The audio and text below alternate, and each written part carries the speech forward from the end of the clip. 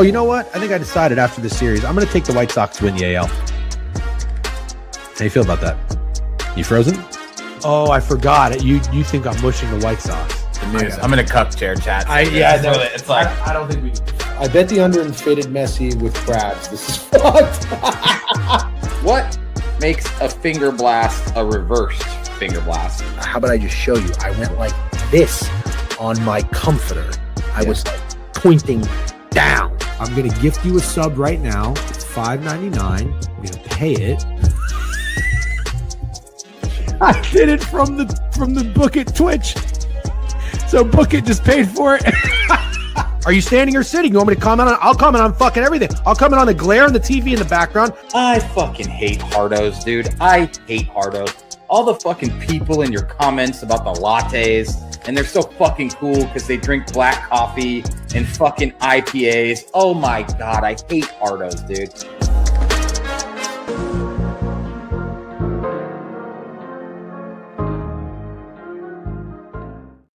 Check. Good morning, everybody. 10:07 a.m. Sorry for the late departure here. Happy Friday. It is Football Friday. I hereby declare Fridays moving forward, Football Fridays. No matter what, we will be talking football on Fridays. And I'm probably going to continue to wear my semi-douchey, run the damn ball hat, because I was actually surprised. I thought it was going to be like 90-10, but it was more like 60-40 on the feedback from the chat. I still think I side with Steak on this one, that it kind of feels like, what was the hat comparison you had to it? So, like maybe 4 months ago in the group chat with you and Biev, I sent the hat to Big Third Down here. And I said, is this Gat? And you both immediately said, yes, pretty Gat. Yeah. And so I never wore the hat. Never, not one time.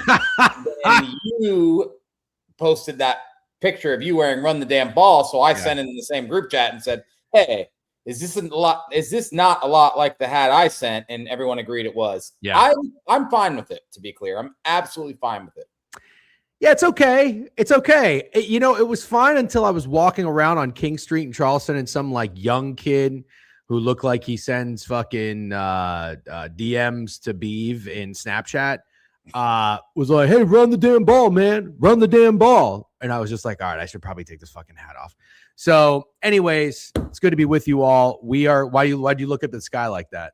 I'm still recovering from the absolute just brutal abuse I've taken at the hands of Iowa fans. Dude, yeah, you really pissed off Iowa. Oh, Greg is in the queue. Greg, you want to come up here? Are you ready to roll? I wasn't entirely sure. You never know with Greg. You got to give him a second. What's up? Maybe bring the camera down. Yeah, you can bring the camera down a little bit. I'm working. I'm figuring it out. Where are you, by the way? You don't look like you're in your. Oh, did you see the Chiefs thing that came up? I had the background blurred. I'm in my father-in-law's man cave. Father-in-law man cave. Okay. Well, yeah, I was gonna say you've looked better and sounded better, but it's good. It's good enough to have you here. At least we'll take it. Yeah. Let me ask you this: has his hair looked better? No, his hair looks actually magnificent. Did you dye? Real talk. Did you dye it? Look at the sides. No, I know, but the top is darker. No, it's just the sides get it, man. The top's actually not bad. The top looks great. Yeah, that is movie star hair, dude. Yeah. When we moved to New York, Greg was the first guy that like started getting expensive haircuts. I was going to some, I don't even know what they were, like Russians or whatever, cutting my hair for $18. Well, I say expensive. Uzbekistan. Yeah. You were getting like $100 haircuts, but you were getting like 40. And I was like, damn, you had a barber in Soho. I remember. I was like, I need to step my barber game up. That's right, Coco. Yeah, good barber. So, hey, can we do? How about this, Greg? That light behind you, can you just keep your head in front of it? Yeah, like that. Better to turn it off. Well, I don't know, but you could just. Yep. Yeah, I got it. I can get it. Okay, yeah, whatever you want to do. All right, in the meantime, Steak, let's talk about how pissed off Iowa is with your TikTok video. So I thought you had a really great rant on your take on Iowa. And again, making it super clear, I didn't totally agree with it, but it's always good to hear an argument from both sides. You want to lean into fading Iowa, thinking the game will pass Kirk Ferentz by.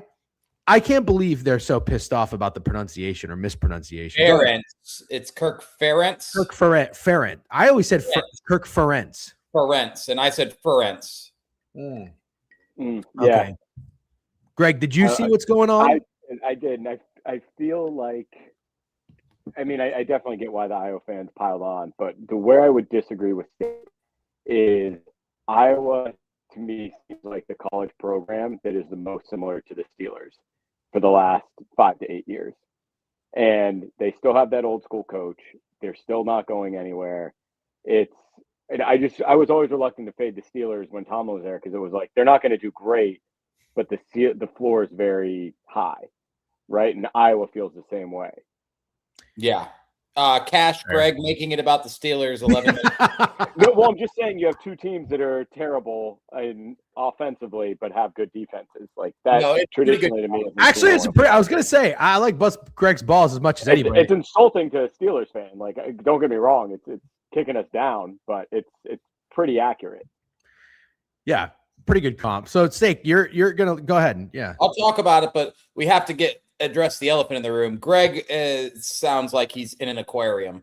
Should I take the AirPods out? Do you think that would be better? Maybe that. Let's start there. I thought I literally the first thing I said is you've looked and sounded better. Like we got to go. You didn't go hard enough. Okay. All right. Again, Greg. I am trying to be nice to Greg when he comes on because he doesn't come on very much. So I don't want to just drill him. But yeah, people are saying he looks like he's in Tel Aviv. I mean, that's kind of hilarious. You don't look great, but that's okay. We can get past that. Your AirPod quality is bad. Go ahead. Is this better?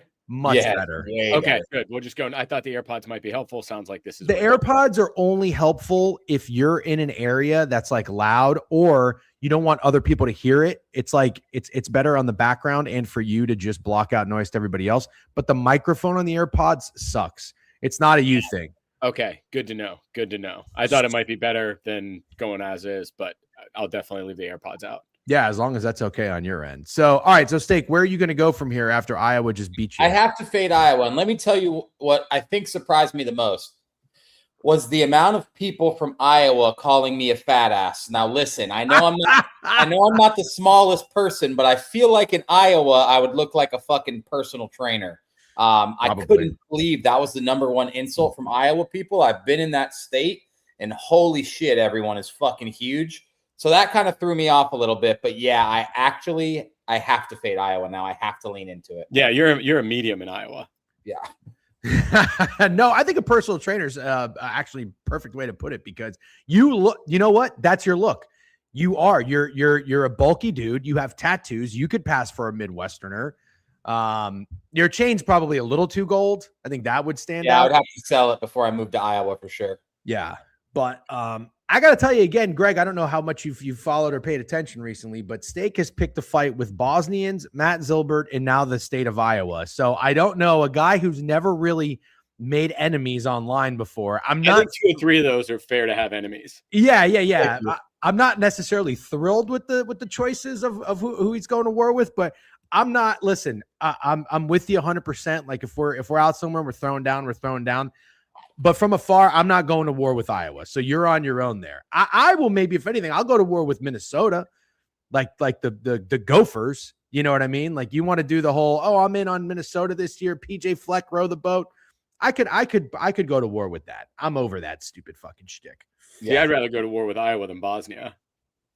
I agree. I think Bosnia is soft, man. You're an idiot. It's this big, dude. It's the Rhode Island of Europe. Exactly. It doesn't matter. That's even more the reason why they're so powerful and prideful. Listen, look how big Puerto Rico is. You want to get people in New York fired up about Puerto Rico? You do not want to piss off Puerto Ricans. I sat in traffic for an hour, actually 2 hours, going from Newark back home across Manhattan because of the Puerto Rican Day Parade. There was a guy who just landed actually from my flight from Belgium. Him and his wife were screaming at each other to get off the fucking bus. Puerto Ricans, tiny little island, they will fucking start some shit with you. So that's all I'm saying is Puerto Rico is in America, just to be clear. Yeah, no, I understand that. I was just talking about like size and like riling pissing off a hornet's nest. Beautiful, wonderful place. I'd love to go. I still have yet to go. Greg, let's first and foremost, it's good to have you on. Let's really set the tone, everybody who's tuning in. Moving forward into football season, we've talked about this. Do you think we can make it a regular occurrence to have you on Fridays? Yeah. Are you just making me say that publicly? Yes. Privately, I've told you that, but yes. Obviously, you fuck stick. Yeah, obviously. Okay. You're getting it on video, but yes, that's the plan. Yes. Okay. So the plan is moving forward, this is the last day of July. As we get into football, Fridays, you're going to have all three of us, and we're going to be talking football. What our schedule is going to be is still TBD. I thought we had a pretty good flow up in the years past. It was like Monday, we'd recap. Tuesday, we'd look at the college board. Wednesday, we'd look at the NFL board. Thursday, we'd talk Thursday Night Football, whatever. And then Fridays, we would fine-tune our best bets in the newsletter. So we'll talk what our schedule will actually be. But this is the first NFL preview. Steak and I just did the Big Ten. We're going to keep drilling into college football going into next week. Yep, reverse finger blasting. I'm kind of with you, Steak. I'm running out of steam on baseball, but I'm still doing my best. I watched baseball last night. I'm not going to tell you I didn't enjoy it, but I'm a baseball guy. Are you a baseball? You're tapping out within a No. I'm still going to baseball guy as much as I can possibly. Sounds like you're opening the door to tap out. I'll be honest with you. You know what I totally underestimated, and this is going to sound so obvious, how much researching for football occupies your time. Yeah. And it's way better. I would much rather read about the Dolphins going into this season than watch Sunday Night Baseball. Yeah. Real quick, really good question from Green Guy here. What lasted longer, summer of salads or baseball guy? Baseball guy did. Summer of salad was 2 days. With one of the salads not actually being a salad. Correct. With one of the salads being rice. Okay. For the record, the very first salad I had, I did not tweet about. I made the salad. Next day, salad 1 on the internet, salad 2 in our hearts. But I just want to point out that first salad 2 in our hearts was actually not a salad. Right. No. Salad that you didn't tweet about is like a tree falling in the woods when no one's around. Okay, fine. But Can I tell you my favorite part of summer of salad? that you thought you would get abs from eating a salad. No, I didn't think that. Abs are made in the kitchen. Yeah. Like all of a sudden, you haven't had abs for 30 years. You're going to eat 30 salads, and they're just going to come. No. You're not understanding that it was a part. It was a part of the process to get abs. It wasn't only. I'm not putting all abs are made in the kitchen. Yes. Okay. Abs are made in the kitchen. Not where they're made. You also have to work out. I do work out. But you also have to develop the muscle. Working out isn't the problem. This is the whole point of summer of salads. It's the diet. Agree to disagree. You know what? I don't know that we're going to have Greg on every Friday moving forward.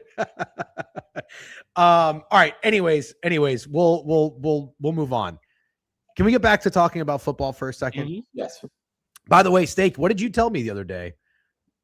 It started though. You said you're going to do something. It's a word that starts with D that I did give a full-on rant about years ago.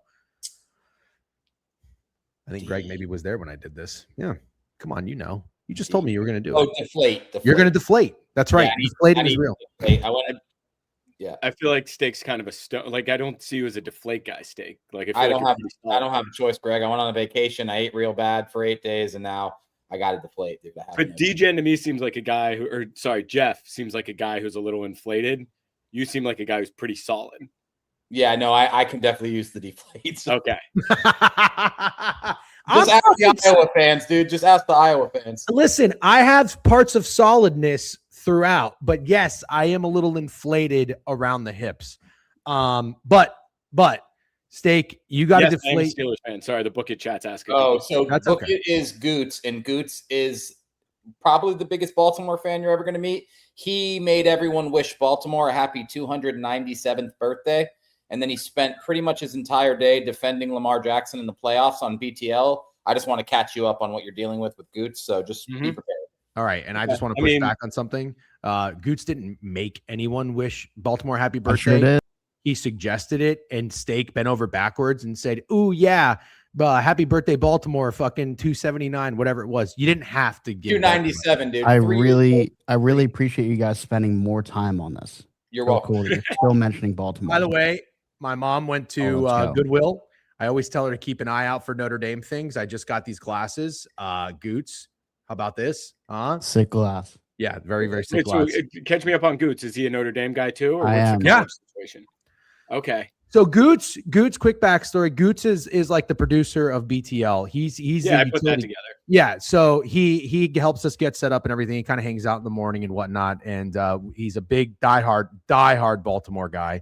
So Ravens and Orioles, and then Notre Dame. I don't really know why Notre Dame. That's all right. We don't have to get into it. Salt of the earth, great dude. But he like will never say, well, that's not true. You'll say a bad word about your team. Cause I heard the example you gave about the Orioles and the Astros. You said the Astros would get hot more so than the Orioles. So you will criticize your team. I've always kind of accused Greg of being like a half-ass fan. But I mean, like growing up, I've only seen like your room once, which is crazy because I knew you for 25 years. You just had a huge poster of Frank Thomas, of Chicago White Sox player, didn't you? The Big Hurt. I was obsessed with the White Sox. Where I grew up as a kid was Columbus, Georgia, which very small town. That's the same town where Frank Thomas grew up. God. So I went to the same elementary school. This is when he's at his peak. I went to the same elementary school. My sister went to the same middle school. My other sister went to his high school. All these teachers knew him and spoke very highly of him. So I was just obsessed with Frank Thomas. Columbus, Georgia, not Columbus, Ohio. Yes, Georgia, not Ohio. Right. Yeah. That's so he was just like a small town hero. And that's why I was obsessed with Frank Thomas. So you're a Steelers and a Pirates fan, though. You're a Pittsburgh guy. Yeah. I mean, the Pirates are just, this is the most exciting the Pirates have really ever been in my life, which is kind of depressing. But yeah, Steelers, Penguins, Pirates, and then I went to UF. Penguins. That's right. Yeah. And Big Gators. Yeah. So Steak and Greg collab on the UF fandom. But okay. Nevertheless, Greg went to school there. No, I know, but Steak's a bigger fan. I have no qualm saying that. Steak knows way more ball than I do about UF, but I lived there for 5.5 years. I had to make up for the fact that I couldn't go to school there. Yeah. I mean, also too, dude, like, I mean, you guys know this, but going to UF and we won 4 championships in 5 years while I was there. It was. I remember because you all were obnoxious as fuck, but I did enjoy myself when I went up there. I believe I was up there for 2 of them. When was that time when I met you we were at the bar? That was a football one. That was Ohio State. That was Chris Leak. And Ohio State ran the kickback for a touchdown to start it. And then Florida whooped their fucking ass. And then we marched in the streets. That was very fun. Yeah. Good time. Who was the quarterback for Ohio State in that game? Troy Smith. Dang, Greg. Wow. Good job, Greg. I mean, dude, when I was there, I was obsessed with it because that was your life, dude. That was every Wednesday you started partying for the game on Saturday. And then Monday and Tuesday you went to school and then start the weekend again. Yes, DC. Yeah, I was there for the basketball too. So basketball was freshman year. Football and basketball was sophomore year. Tebow won the Heisman my junior year. Football was senior year. And then Tebow cried my 5th year. We were at an apartment, our mutual friend's was apartment. In those streets, yeah. I don't think you lived there, but we were with Chef Timbo Slice, and we ran out. They used to play a fun game that was like a beer Olympics game. I can't remember, but yeah, good times. All right, that's good. Second. Is the Timbo connection Gainesville? Even a little bit more so. College. Yeah. Timbo had a similar college resume of classes as Jeff.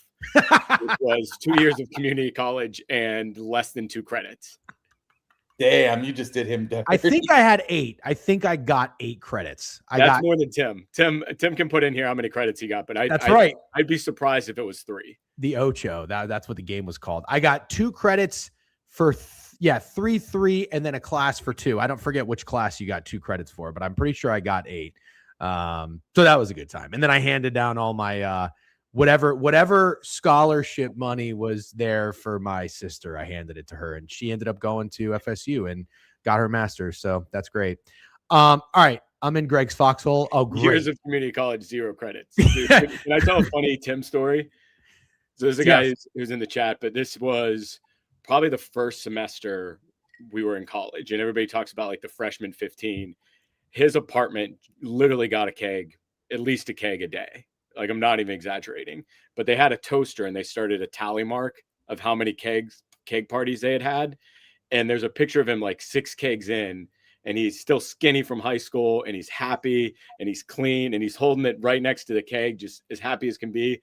And then there's another picture from like December, and I'm not joking. Tim can say here, maybe 60 pounds, wearing like similar clothes that are all just like stretched to the max with stains on him. And he's just kind of unshaven and sad, but still trying to be happy. And it was like 87 kegs, I think, from September to December.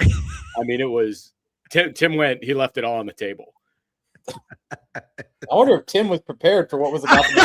I mean, he's in great shape now. He looks phenomenal now, but man, those 3 to 4 months, he was the epitome of just, I'm going to drink as many beers as I can.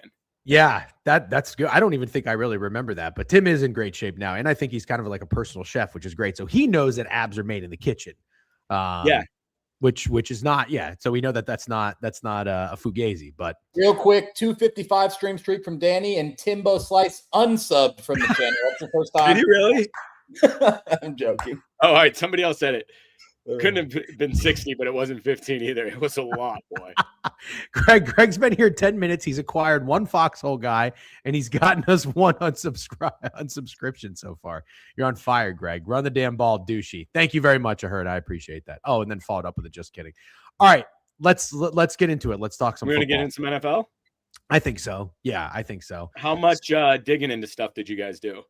So I was playing a lot of catch up because, I mean, like I said, I getting back from Charleston took me a minute to really it took me about 48 hours to kind of feel like myself. State got back from Scotland, and then we kind of really hit the ground running with college football. So that's occupied a lot of time. I would say, though, I've probably put in 2.5 to 3 hours of AFC East and NFC East research.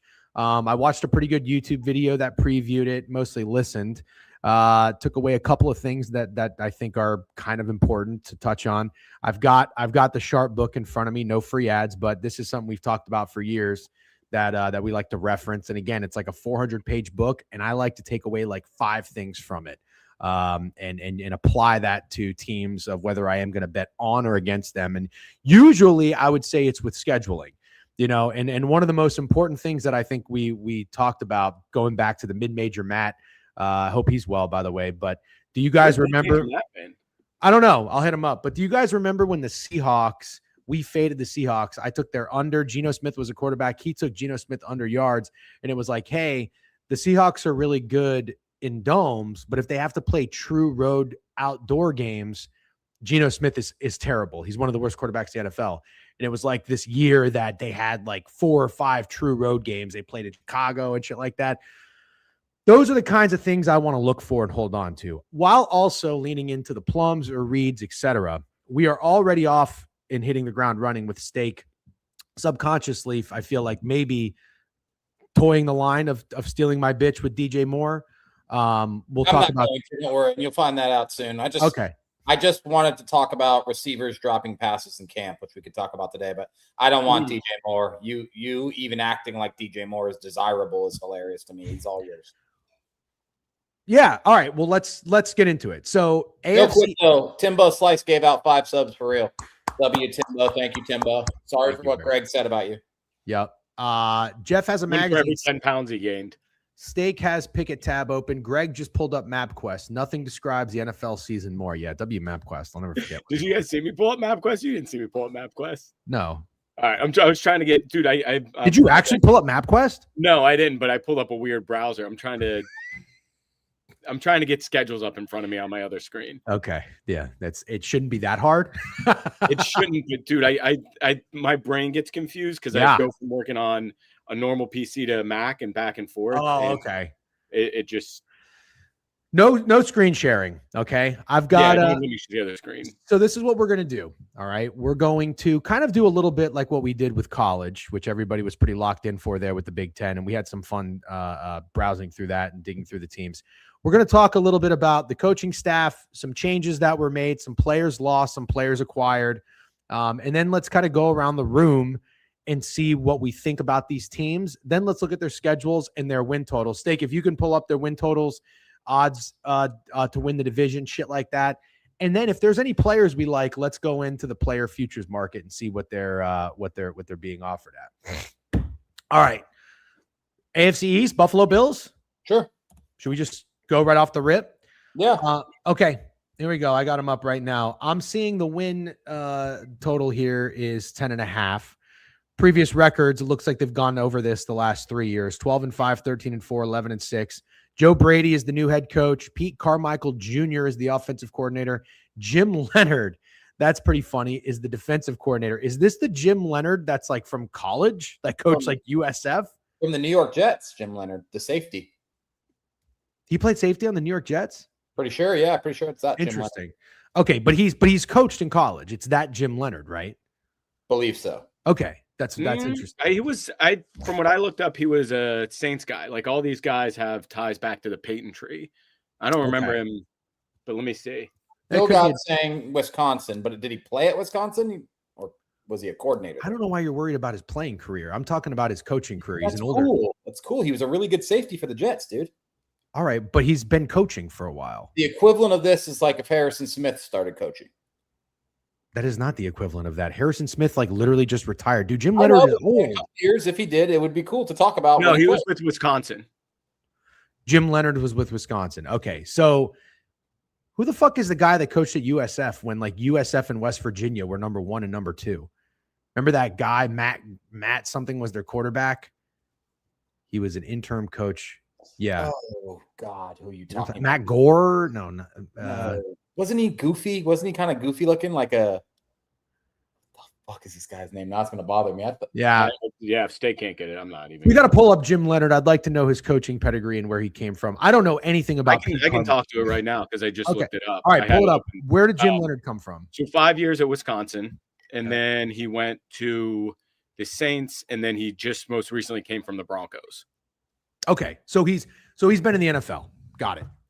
I don't know anything about Pete Carmichael Jr., but we also came from the Broncos last year. Also was with Peyton in New Orleans. Very interesting. So 2 guys coming from the Sean Payton coaching tree. Joe Brady. Broncos last year. That's kind of crazy. Right.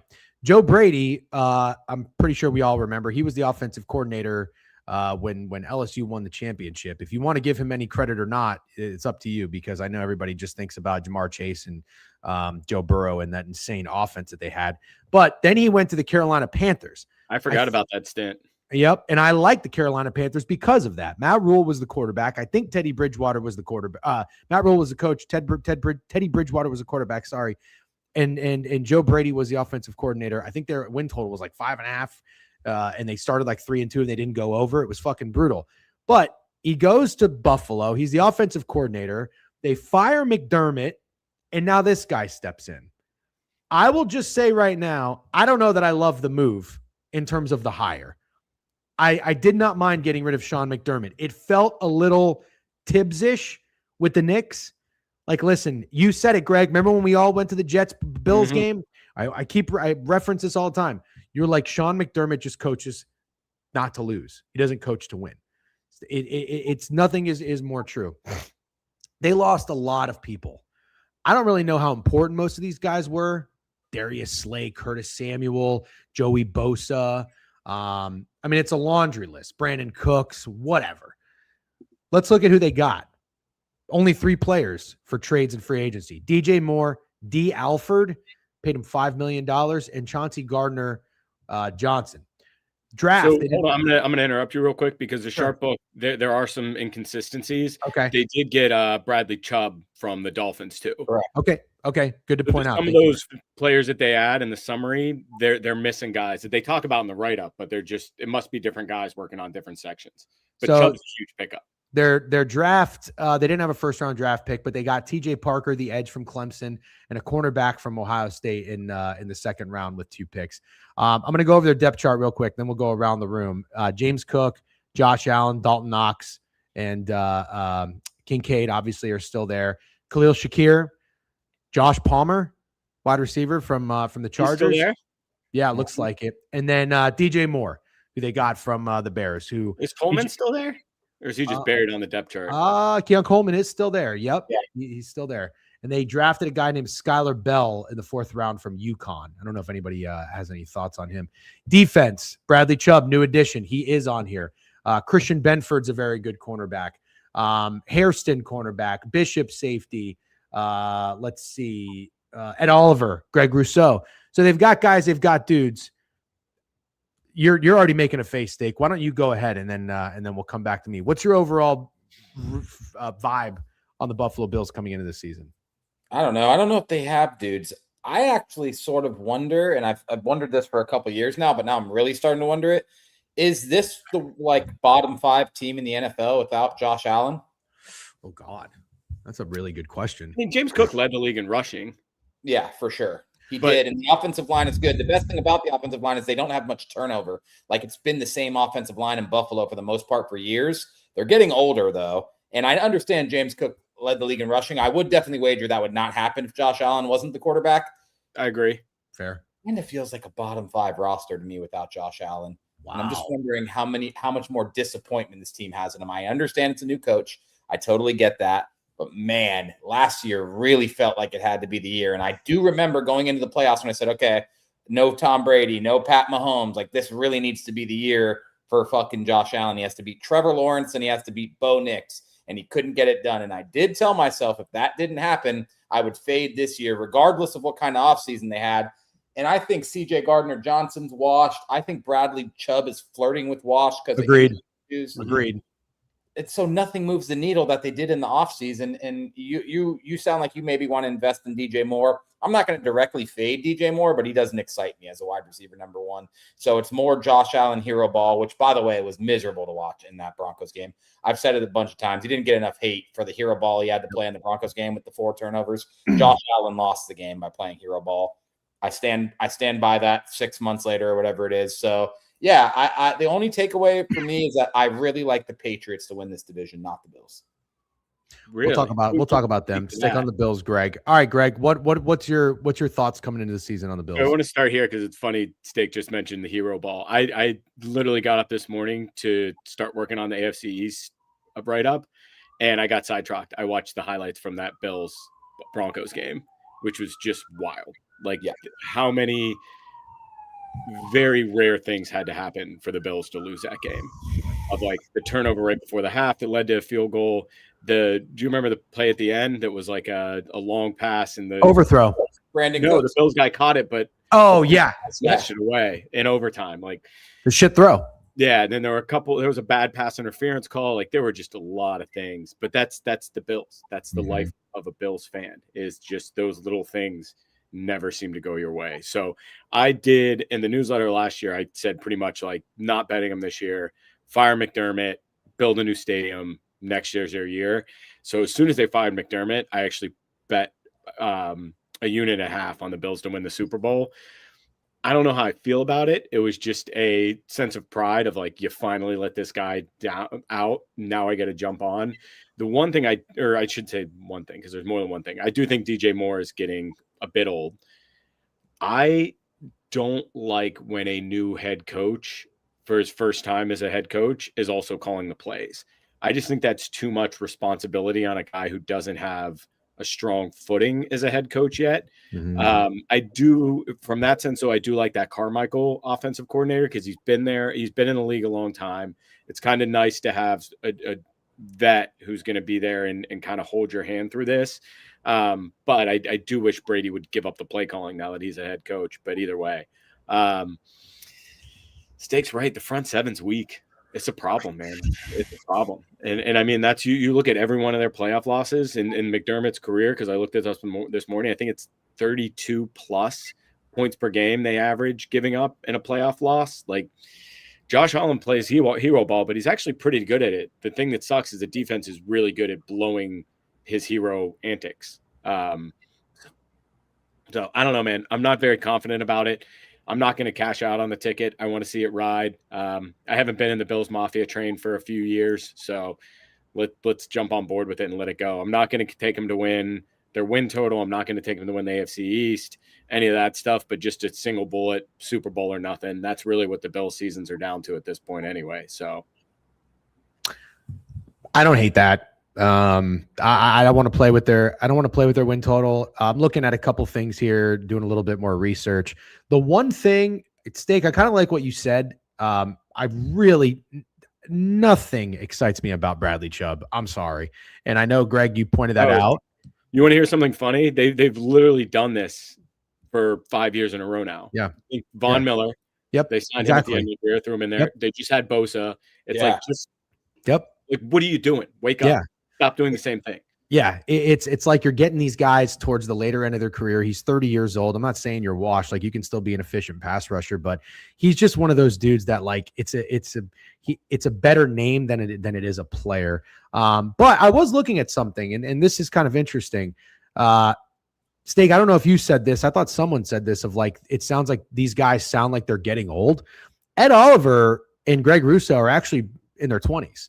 Ed Oliver's 27 years old. He felt like a 31-year-old to me. I was going to say 31, yeah. Maxwell Hairston, somebody said Hairston's goated. He's a good player, 22 years old. I didn't look at Benford. He might be a little bit older. I'm not entirely sure. But I am with you. Gardner Johnson is kind of washed.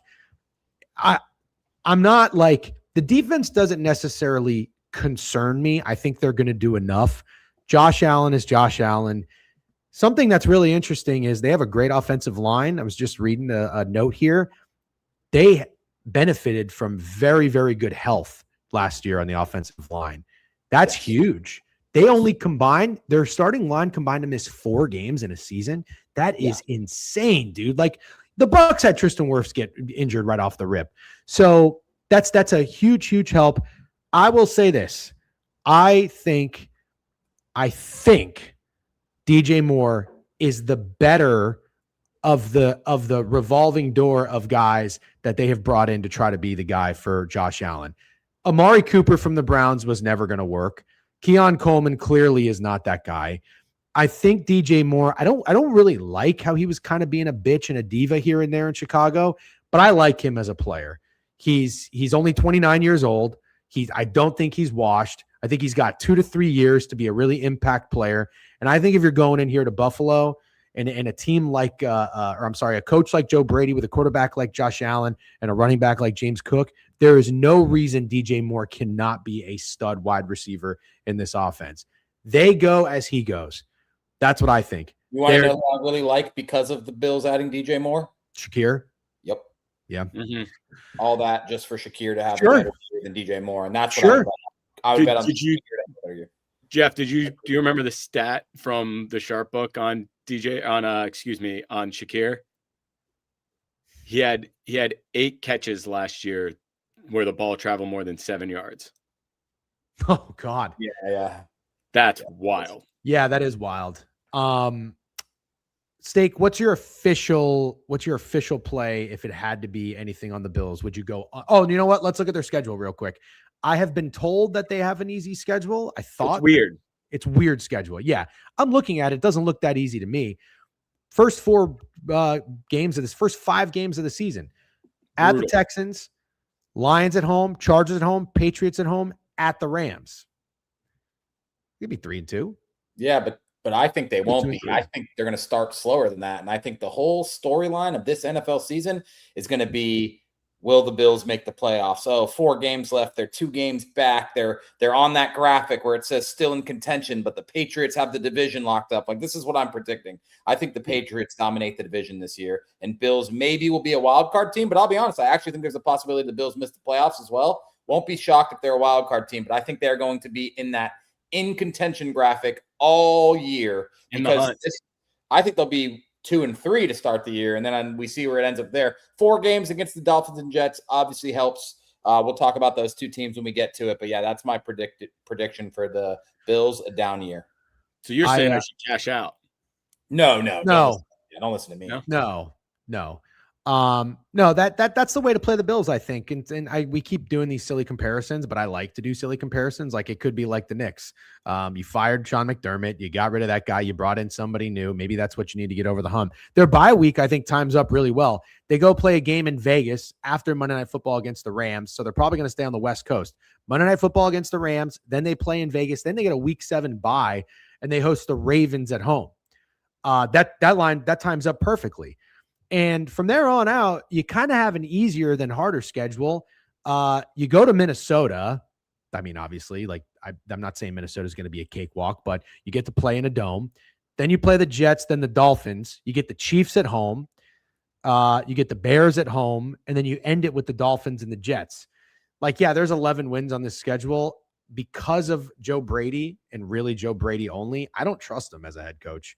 So I'm not going in on the Bills this year.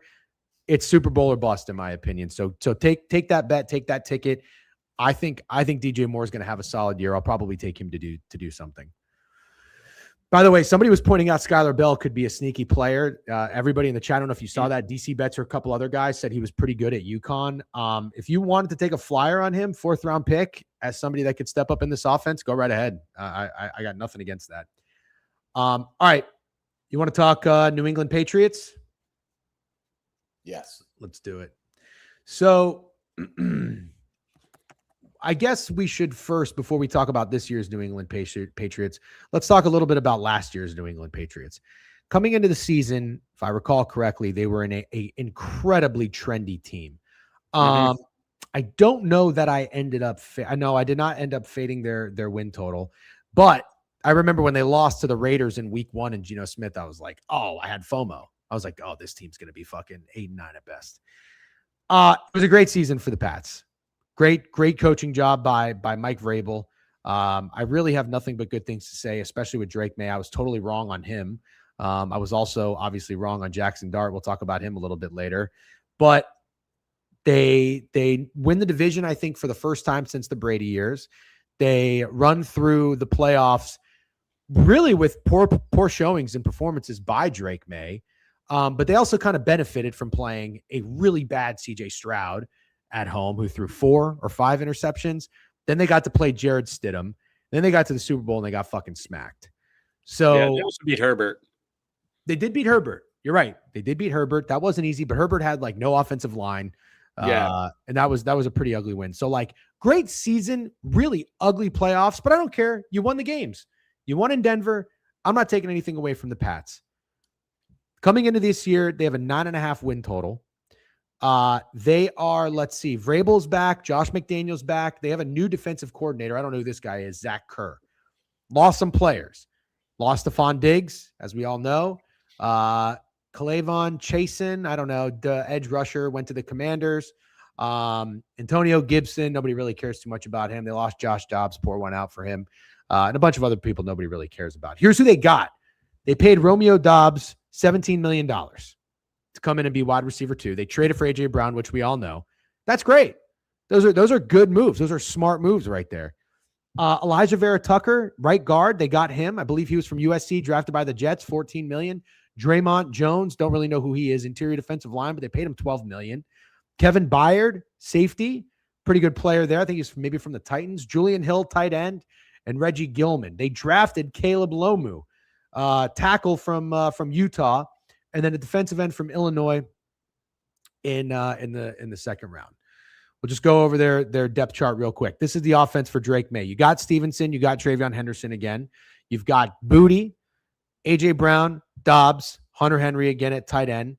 And it looks like your offensive line, for the most part, is all still intact. Morgan Moses, Will Campbell, who was a meme after the playoff run, and then Elijah Vera Tucker, who I think is a great signing. Then let's look at their defense, and then we'll go around the room and see what you guys think. Barmore, unbelievable defensive lineman. I loved what I saw from Milton Williams. He was probably one of my favorite players to watch in the playoffs. Harold Landry, defensive end. Carlton Davis, they still have got. I'm not really too crazy about him personally. He used to be a Bucks guy drafted from Auburn. Spillane is still there at linebacker when they signed him from the Raiders. Christian Gonzalez, as we know, is one of the best cornerbacks in the draft. They got a good roster. Steak, you already alluded to it. You said you think that the Patriots are going to win the division. Well, first of all, what are the odds on that? And then tell me what you think about. You were a huge Drake May guy last year. I tailed you on that, but you held his hand a little too long in the Super Bowl, and our poor guy, second in MVP voting, got shit on by that defense. Yeah, hold on. I'm gonna for so some odds. Reason, yeah, is that what you're looking for, Steak? Division odds. Bills are minus. Let's get those up on tabs if you guys don't mind. I got them. Bills are minus 135. Pats are plus 170. Dolphins and Jets are basically 20-1. Cool. Yeah, as they should be. It's a 2-man race. Well, first of all, there's some stuff I saw in the chat that's crazy. If you think Drake May is not good, I would argue you do not have eyeballs. The lights were absolutely too bright in the playoffs in a lot of moments, and I totally understand that. He was 22 years old. If you think the experience of going to a Super Bowl at 22 isn't invaluable for a guy who literally was the second best quarterback in the NFL last year for the entire regular season, when no one thought that he would be this good that quickly, I don't know what to tell you. This is a stacked roster.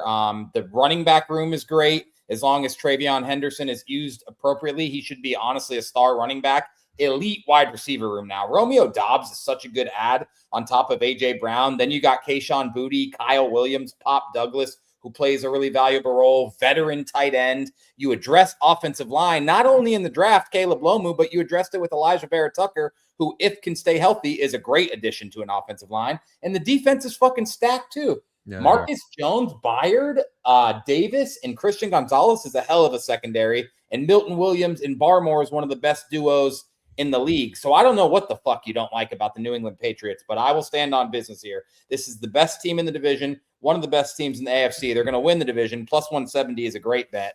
That roster is much, much better. And I believe in Josh Allen's ability to play hero ball, but the Patriots roster is much better than the Bills. I will happily back that. No complaints whatsoever.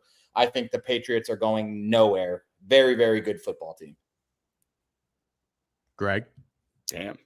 I can't say anything negative against them after Steak just went through all that. But I honestly just have them as a no bet. I think last year, I mean, there's a lot about the schedule and it being one of the easiest schedules, which it was, but they still performed, and they still performed in the playoffs. Like I wouldn't recommend fading this team, but I'm kind of lined up to ride with the Bills, and that's where I want to stand. So I'm going to ride with the Bills. I'm not going to touch the Pats. I don't hate getting on their win total, but man, I mean, last year you had May, who almost won the MVP. You had Vrabel, who was coach of the year. You had McDaniel, who was assistant of the year. Like, can anything go more right than it did last year? Like, I don't see a situation where this year is better than last year. So, or I don't see a situation. Yeah, exactly. So I think they're going to be a down from last year. I mean, also, like, what's the reasoning for thinking that? I'm just curious. Because last year everything went well. Everything went perfect. You couldn't have had a better situation. Like, name another time their coach won coach of the year and their quarterback almost won MVP. Like, it's crazy. They went from back-to-back 4-win seasons to 14. Like, that's they performed well, went to the Super Bowl. Now Drake May's a year older. You give him A.J. Brown and Romeo Doubs and a better defense, and we're expecting regression. That's just sort of confusing for me. Well, I'll help out a little bit. You go. I'm looking at it right now. You go from the easiest schedule in the NFL to the 12th easiest schedule of the NFL. In the schedule's NFL, still not tough. They were.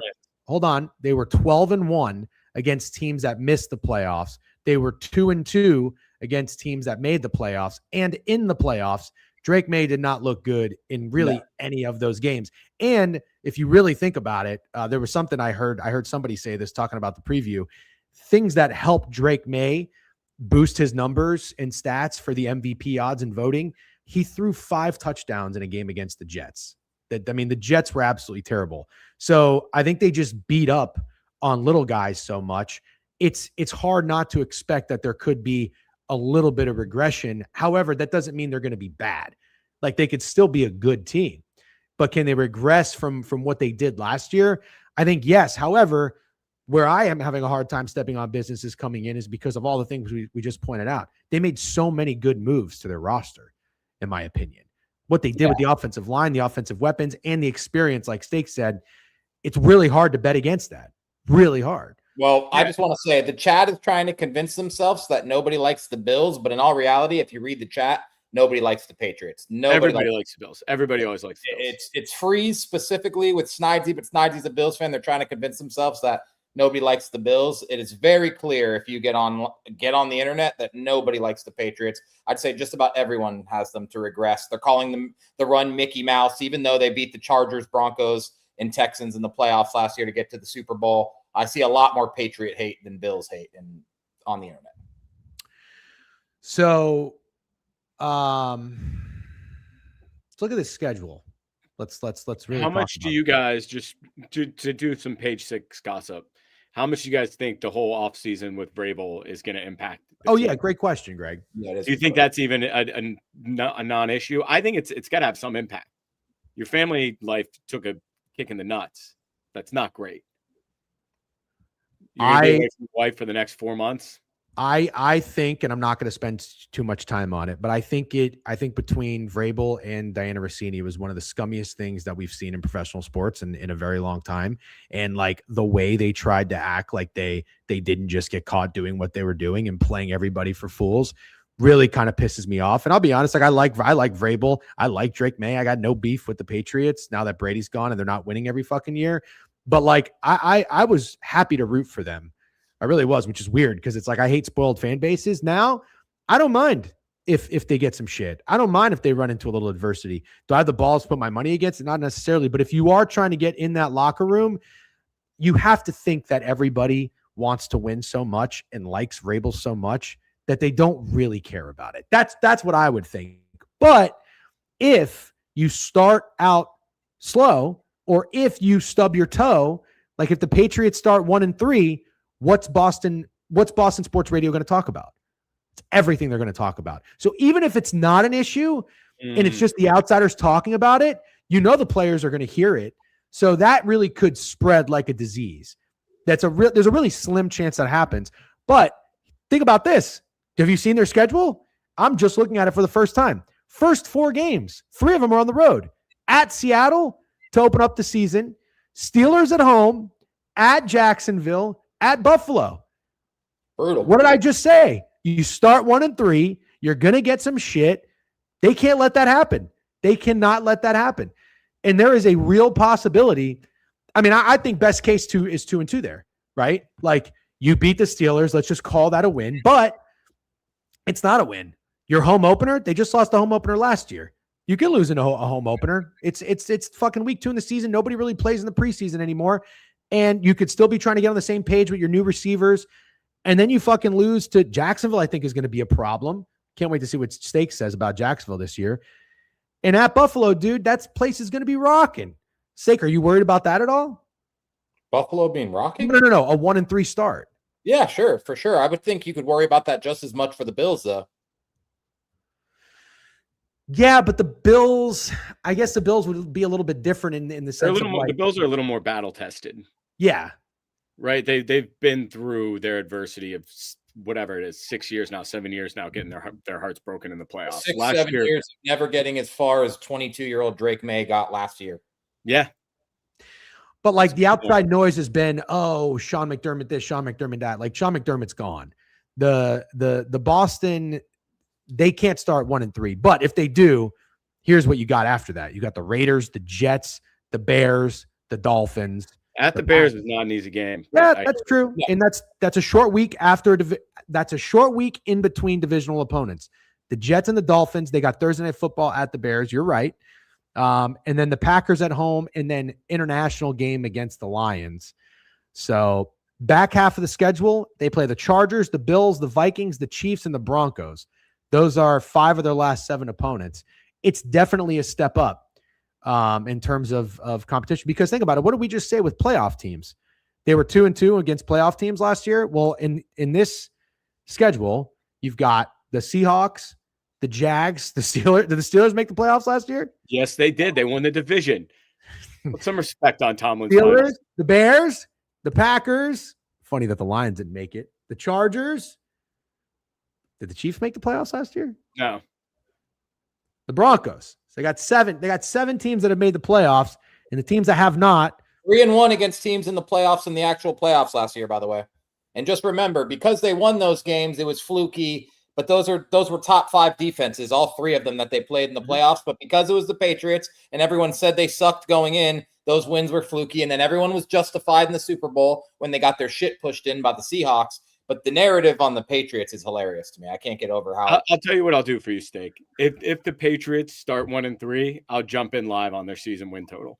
I actually think that would be a very smart thing to do. But they're not starting 1-3, though. I'm just letting you know now. Oh, you don't think? What? No, I think there's a decent chance. Nah, I give them 2, and I'll give 2-2. Really? So I mean, lose to the Seahawks, definitely losing to the Steelers.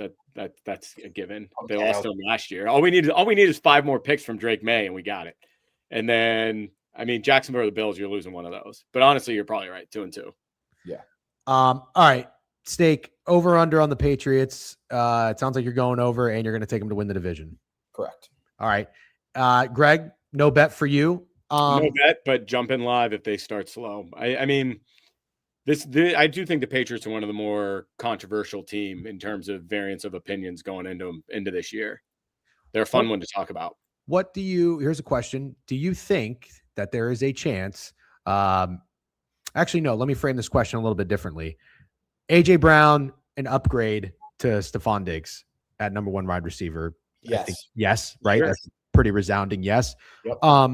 But maybe is there a chance AJ Brown could be a little bit of a diva in a head case? Not with Vrabel. Okay. I don't think he'll pull that same shit with Vrabel. Fair. I mean, he wasn't a diva in Tennessee with Vrabel. In terms of like fantasy player or player props, is there a guy on this roster that you like? Could it be Romeo Doubs? Could it be Travion Henderson? Anything like that? Or how about this? Actually, Steak. Drake May, I'm looking at it right now. Season-long passing yards on the Green Book. Caleb Williams is 36.50. Josh Allen is 35.99. Drake May is 37.99. It's a lot of yards. It's a lot of yards. He's a good quarterback. Second in MVP voting last year at 22 years old. Very, very good at football. I like Travion Henderson a lot. I do not like AJ Brown stats-wise. I would not be drafting AJ Brown high in any fantasy drafts or taking any of his props. Yeah, I'm going to stay away from AJ Brown. Yeah, I'm staying away too.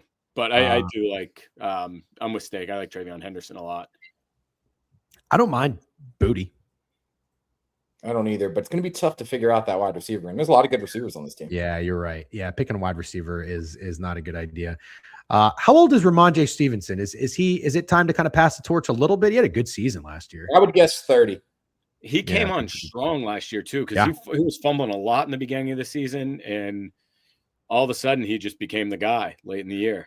No, he was really good as fuck at the end of the year. He really was. Yeah, he was. He was awesome. All right, let's go to the Miami Dolphins. We don't have to spend a whole lot of time on this one, but nevertheless, we should still do our due diligence here.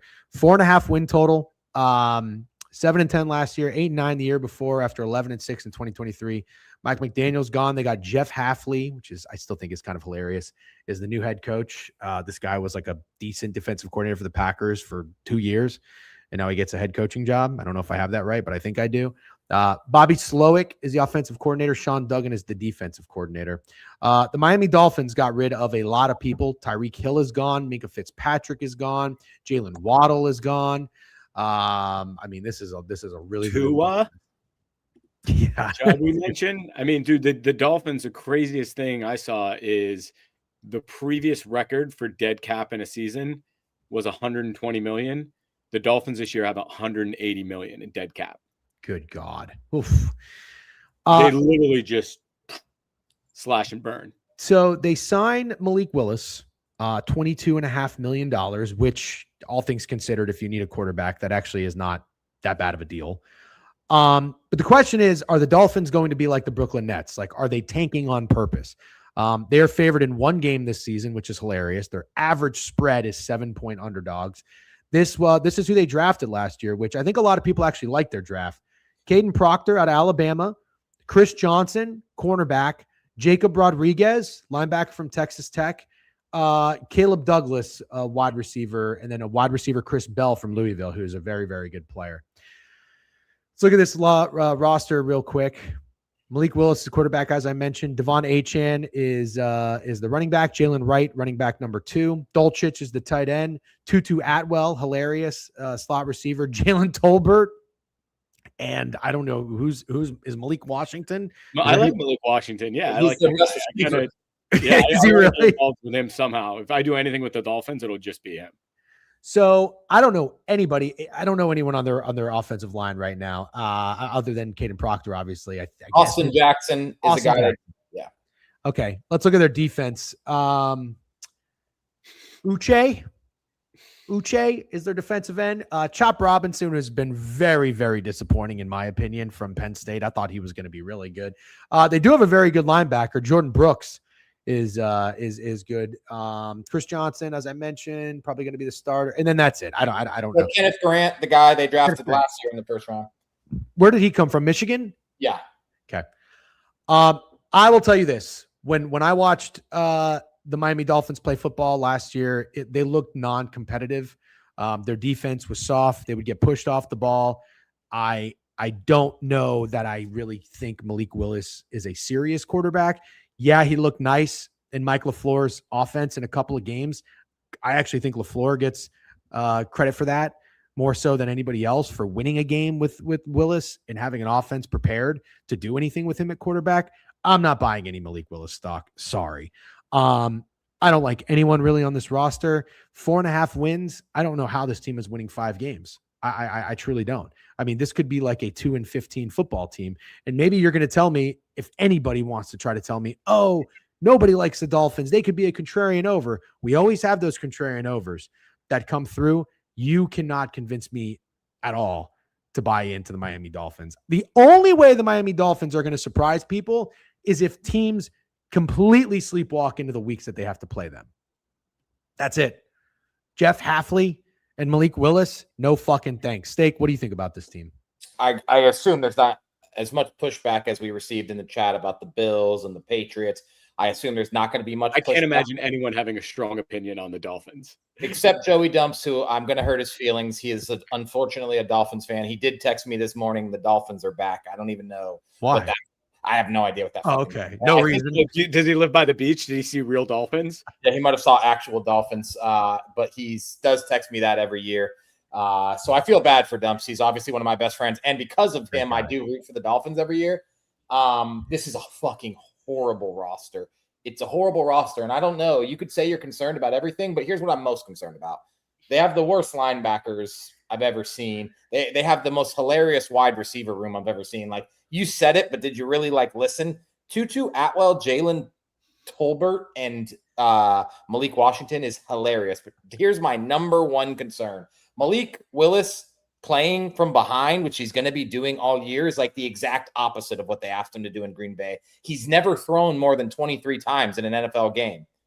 How is this going to be successful for Malik Willis? I don't know. I listened to 8 hours of podcasts on my travel day from Scotland, and I think I heard one of the funniest things I've ever heard from a Dolphins podcaster. He said, "Oh, you think this is a bad receiver room for Malik Willis? Well, Cam Newton went 15-1 with Ted Ginn, Kelvin Benjamin, and Devin Funchess, and that was the best they could muster up for defending this wide receiver room and comparing Malik Willis to Cam Newton, which is absolutely insane. This is the worst roster in the NFL. So if you want to back them because you think it's contrarian, cool.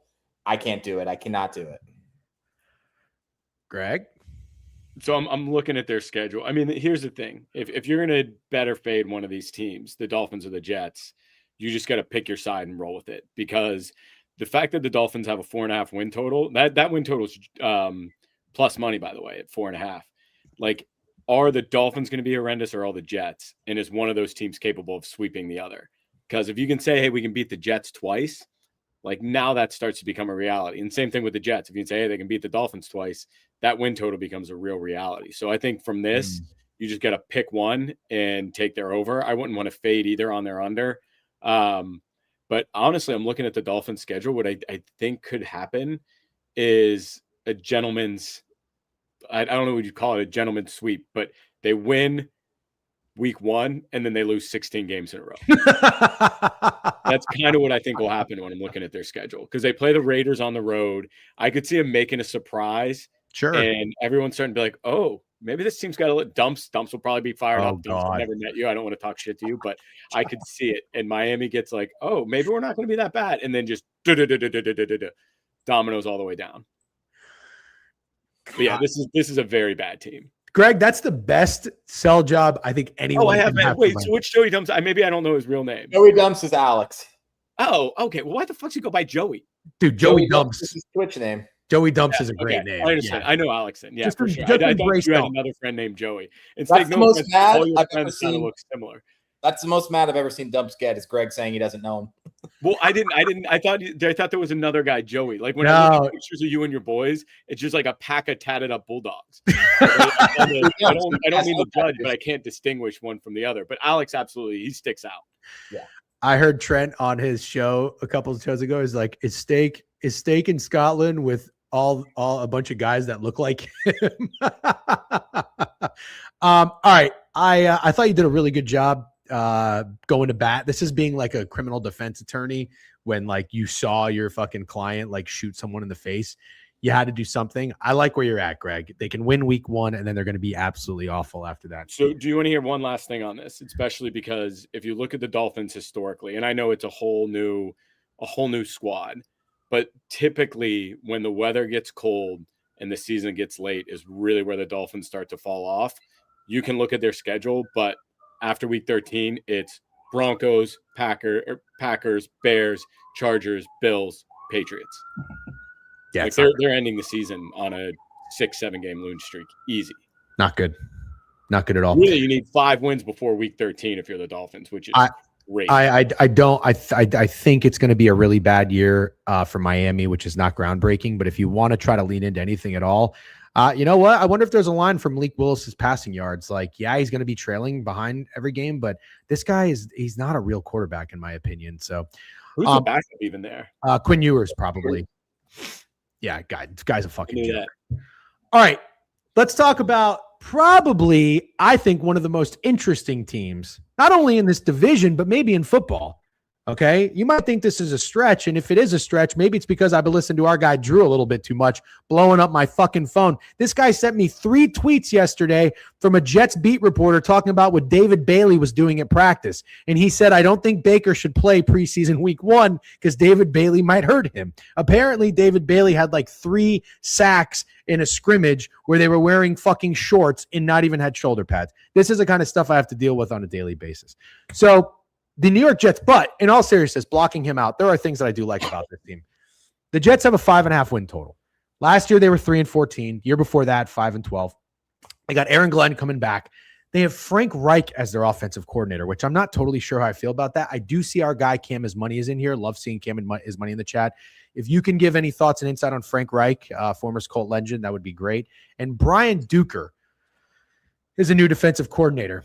A couple of guys that this team lost. They lost Justin Fields, pour one out, back up with the Chiefs now. I don't know if anybody knew that. Elijah Vera Tucker, we talked about him. He's with the Patriots. They traded away Quinnen Williams and Sauce Gardner last year. Quincy Williams, linebacker, he's gone. Left guard, John Simpson's gone, and a couple other nobodies. Let's go to who they picked up. So they traded for Minkah Fitzpatrick. They signed Joseph Osai, edge rusher. They also brought back Demario Davis, longtime fucking Jets legend, Demario Davis, $11 million. They got David Onyemata. Why does that sound familiar? Defensive lineman for $10.5 million. Onyemata. Why does that sound familiar? Kingsley Enagbare, another edge rusher. So they're beefing up this defense. Dylan Parham, left guard from the Chargers. Nashawn Wright, Geno Smith, Tavondre Sweat. Like Tavondre Sweat. They traded for him. I think he was a Texas guy. Let's go over this depth chart real quick. All right, still got Breece Hall. That's good. Geno Smith, new quarterback. Backup, Cade Klubnik, Stakes favorite Heisman winner. Braylon Allen, still the RB2 there. Liked him. Speaking of Heisman, I took him to win the Heisman. Wisconsin Badger. They still have Garrett Wilson. They've got Adonai Mitchell, who they traded for in that Sauce Gardner trade, which was a really nice throw-in for a team that needs wide receivers.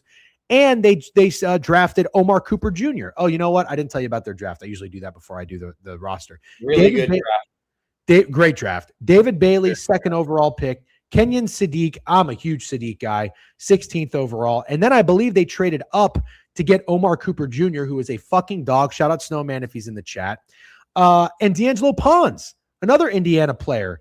They got him in the second round. Darrell Jackson Jr., defensive tackle from Florida State. So one thing I like that this team did is kind of like go. He's asking for a game check. Thank you very much. Is that better? Does Yes. that sound okay? Yes. This is kind of like the Eagles approach when the Eagles were just drafting defensive players from Georgia. It's like, yeah, this has got to work. They're really good. I like this approach. Draft fucking players from Indiana. That should serve pretty well. They're freaks and they're consummate professionals. All right, back to the roster. Fashanu, left tackle. I think they drafted him from Penn State a year or two ago, if I'm not mistaken. Mhm. Membu, right tackle. This guy from Missouri. He was graded as one of the best tackles in football last year. He's a fucking monster. Don't really know who the interior guys are. Mason Taylor with 2 A's. They got him from LSU a couple years ago. This offense on paper is fun. Tim Patrick is a wide receiver 3 all the way down there, wide receiver 4. And then you go to the defense. So we talked about it. New faces, Minka Fitzpatrick, Demario Davis, Enyamata, David Bailey, DeAndre Sweat. I really like those guys. D'Angelo Pons. Outside of that, I don't really know anybody. The only thing to take away from the Jets defense is it was awful. The Jets were awful, and they did not record an interception last year. I would like to know, just right off the bat, before we really go through this schedule, if you guys are high or low on the Jets coming into the year, because I might put some money on this team one way or the other. So let's see if you can talk me off or on to it. Steak, what are your thoughts? Well, let's start with Greg. All right. Yeah, that's true. Greg, how do you feel about the Jets coming into this season? I think you can make a pretty strong case to get behind them. I am not the biggest Aaron Glenn guy, and that's what holds me up. One thing I will take, just to be a bit silly, is week 1. I'm going to take them to get a pick. They're playing Cam Ward. Like I feel like it's been all off season. You got Minka back there. I'm a huge Minka guy, so I'm going to take them week 1 to get a pick. But I do think you can find 6 wins on this schedule, right? You get 2 against the Dolphins, who we just talked about are going to be very, very low. And like I said, if you're going to back one of these teams, pick one or the other. And the thing I don't like, Jeff, is that you started off with Drew being fired up, because I feel like when Drew's really fired up about the Jets is when they fall out. But I mean, how can you really fall out from a 3-14 season? So the other thing too, like Geno, Frank Wright, like that's not a strong combo in my opinion, but I don't know. Like I'm kind of stuck on them, but I do want to get there. Geno's that stat a couple years ago, Cam, was outdoor road games. At home, when he played in Seattle, he was outdoors. He was fine. So that doesn't necessarily totally concern me. My thinking on Geno is like, if you're going to pay him to be your franchise cornerback, that's not when you want Geno Smith. Clearly, we saw that happen with the Raiders. But if you're kind of just having him as like a rental, that might be when you want to buy in on Geno Smith. But let's see what Steak has to say. Yeah, I guess I'll close it at, if you guys can get on board, I'm happy to squad ride, but I don't know if I have the fortitude to jump in by myself. Okay. So I think one of my better calls last season, and Jeff, I know you're going to remember because I feel like I talked to you off the Raiders, was saying that Geno Smith was going to be absolutely dog shit behind that awful Raiders offensive line, one of the worst in NFL history. I mean, and we knew it was going to happen because they drafted Ashton Genty when they really probably should have addressed offensive line. So we knew he was in for a rough year for the most part too, but he was awful. I do not think he's going to be awful behind this Jets offensive line, because I actually think this Jets offensive line is really good. And not only really good, young and getting better. So they were solid last year. I think they're going to be better this year. And I think Geno Smith will be serviceable. I'm not expecting the guy to be an MVP candidate or anything crazy like that. It's just he was incompetent last year. He was miserable. He won't be that this year. I like the New York Jets roster. It's so much better than the Dolphins roster. Like, it concerns me that there's only a 1-game win total difference between the two teams, because I'm looking at this depth chart and they have good running backs. They have good receivers. They drafted the best tight end in the draft. They have a good offensive line. I'm not going to go ahead and tell you it's one of the best defenses in the NFL, but it doesn't look trash to me on paper, especially if David Bailey's a day one star like a lot of people expect. I can find 6 wins on the Jets schedule easily. I love the New York Jets. I kind of think they'll be closer to 8 or 9 wins. I think they'll be a competitive football team and much, much better than the Miami Dolphins. So, Steak, one thing with that too, though, is the Jets at 5.5 is even money. The Dolphins at 4.5 is plus 135. Okay, good to know. So it's close in numbers, but there's a good bit more juice on the Dolphins. So I don't know where their schedule ranks in terms of difficulty, but they have to play the AFC West and the NFC North. Those are like 2 divisions that you don't really want to play, right? No. On the road against the Chargers, on the road against the Chiefs, on the road against the Bears, on the road against the Lions. Like, these are pretty difficult games for a team like the Jets.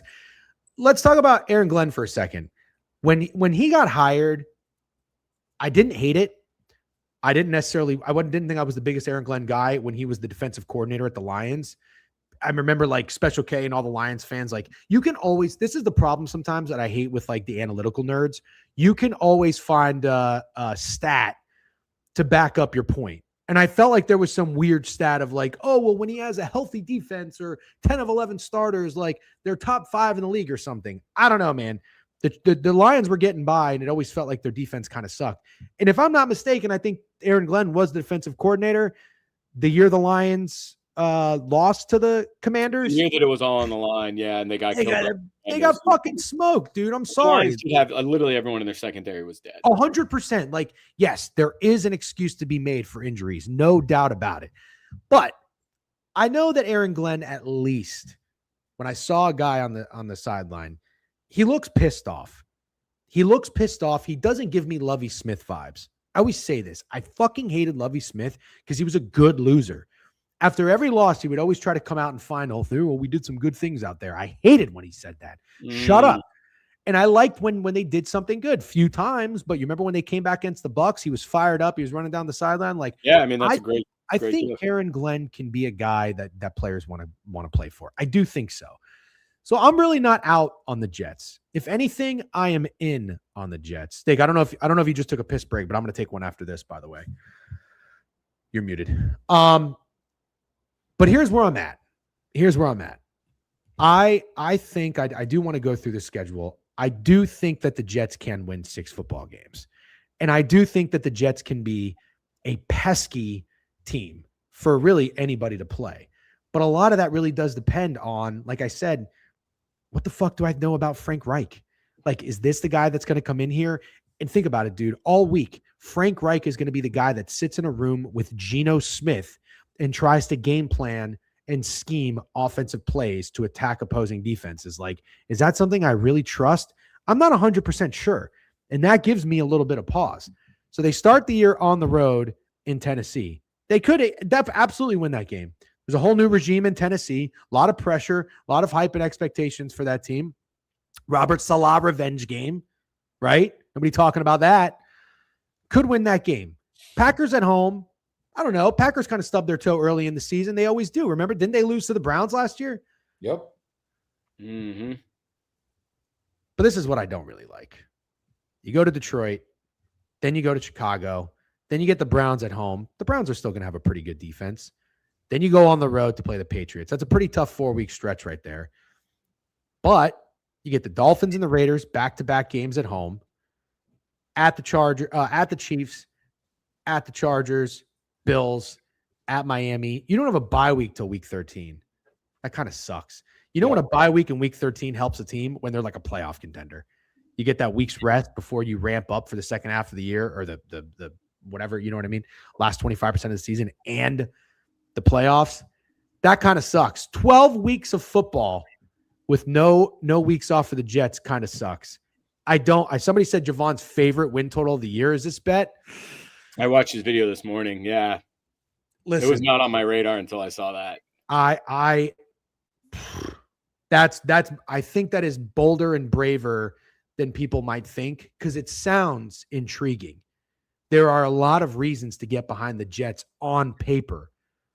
My pause are some parts of this, some stretches of this schedule, Frank Reich, and what kind of Geno Smith we're going to get. Well, finish going through the schedule after the bye week. So after the bye week, you get the Broncos at home, at Arizona. That should be a win. Patriots at home, Vikings at home, at Buffalo. So if you want to find 6 wins on this schedule, I can find 7. Okay. Let's say at Tennessee in week 1. Why not? Let's say Cleveland at home in week 5. Yep. Let's say the Dolphins at home in week 7. Mm-hmm. Let's say the Raiders at home in week 8. Yep. So that's 4. We need 2 more. Dolphins again. Yep. At Miami and then at Arizona and the Vikings at home. Well, they're going to they'll beat the Vikings or the Packers, one or the other. Okay. Beat the Vikings or the Packers. I kind of like I mean, the crazy thing is if you look at it, you only need 6 wins and you get 3 games against the only teams in the NFL that are actually worse than you. With 2 in the Dolphins and 1 in the Cardinals. Yep. So it's not that crazy when you frame it like that. And I just want to address your Frank Reich, Geno Smith thing. Like it was a good visual that you threw out there. I just think you have to remember they're both probably saying to each other, like, this is it, man. Like, this is both of our last chances. We're on the same exact page. If this goes horribly wrong, we're both done, prop most likely. And I think that provides just enough motivation and enough explosive playmakers, because Kenyon Sadiq and Omar Cooper are both capable of that. Garrett Wilson's very good. Mitchell, very good. Good offensive line. Like, I think there is enough stuff that Geno Smith and Frank Reich can get this done. And by get this done, I mean win 7 games. I'm not talking about the Super Bowl or making the playoffs, just talking about putting out a decent season. But you said, like, this is it for us or we're done. Geno Smith is 35 and Frank Reich is 64. Like, this is it. They are done. They are done. Yeah, this is it. Yeah, but it's not like, hey, this is our last chance to prove ourselves. It's like or else we're done. Hogs movie with Tim Allen. Yeah. I don't know. Let's slow down. Guys coach into their 70s and quarterbacks play into their 40s. Yeah. I don't see Geno playing into his 40s. I don't either. I'm just saying. Actually, I wouldn't be so. Frank Reich better chance to coach into his 70s than Geno to play into his 40s. Sure. Okay, fair. All right. So you like the over, Steak? I do. I like the over. I'm with you. Player to keep an eye on. I got a guy. How about a big year from Braylon Allen? You like Braylon Allen. I do. I thought you were going to say Breece Hall, and I was going to jump right in because I get a soft spot for him too. Breece Hall is kind of a given. I love Breece Hall. I don't know if you guys remember this, but after like week 1 last year, I almost took Breece Hall to lead the league in rushing. It was like 20-1 because I really liked their offensive line. He had like 100-something yards in that week 1 game. I didn't do it. Everybody likes Breece Hall. He was the most popular offensive player of the year pick 2 years ago.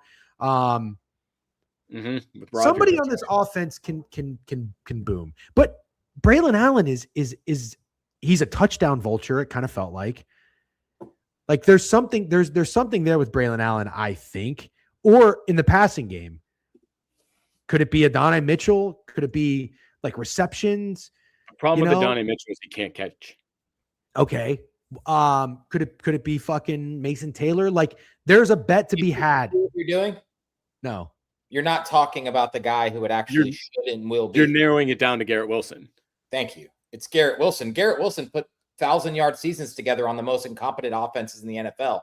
So obviously, if I'm someone who thinks this offense should be much, much more competent than they have in the last 3 years, why Garrett Wilson has been there, then why the fuck would I not back Garrett Wilson? He's the best receiver on the team, and I think top 10 capability in the NFL. And now I think the quarterback will be competent. That's all I'm saying is Geno Smith will be competent this year. I think there's a massive, massive, massive year for Garrett Wilson incoming.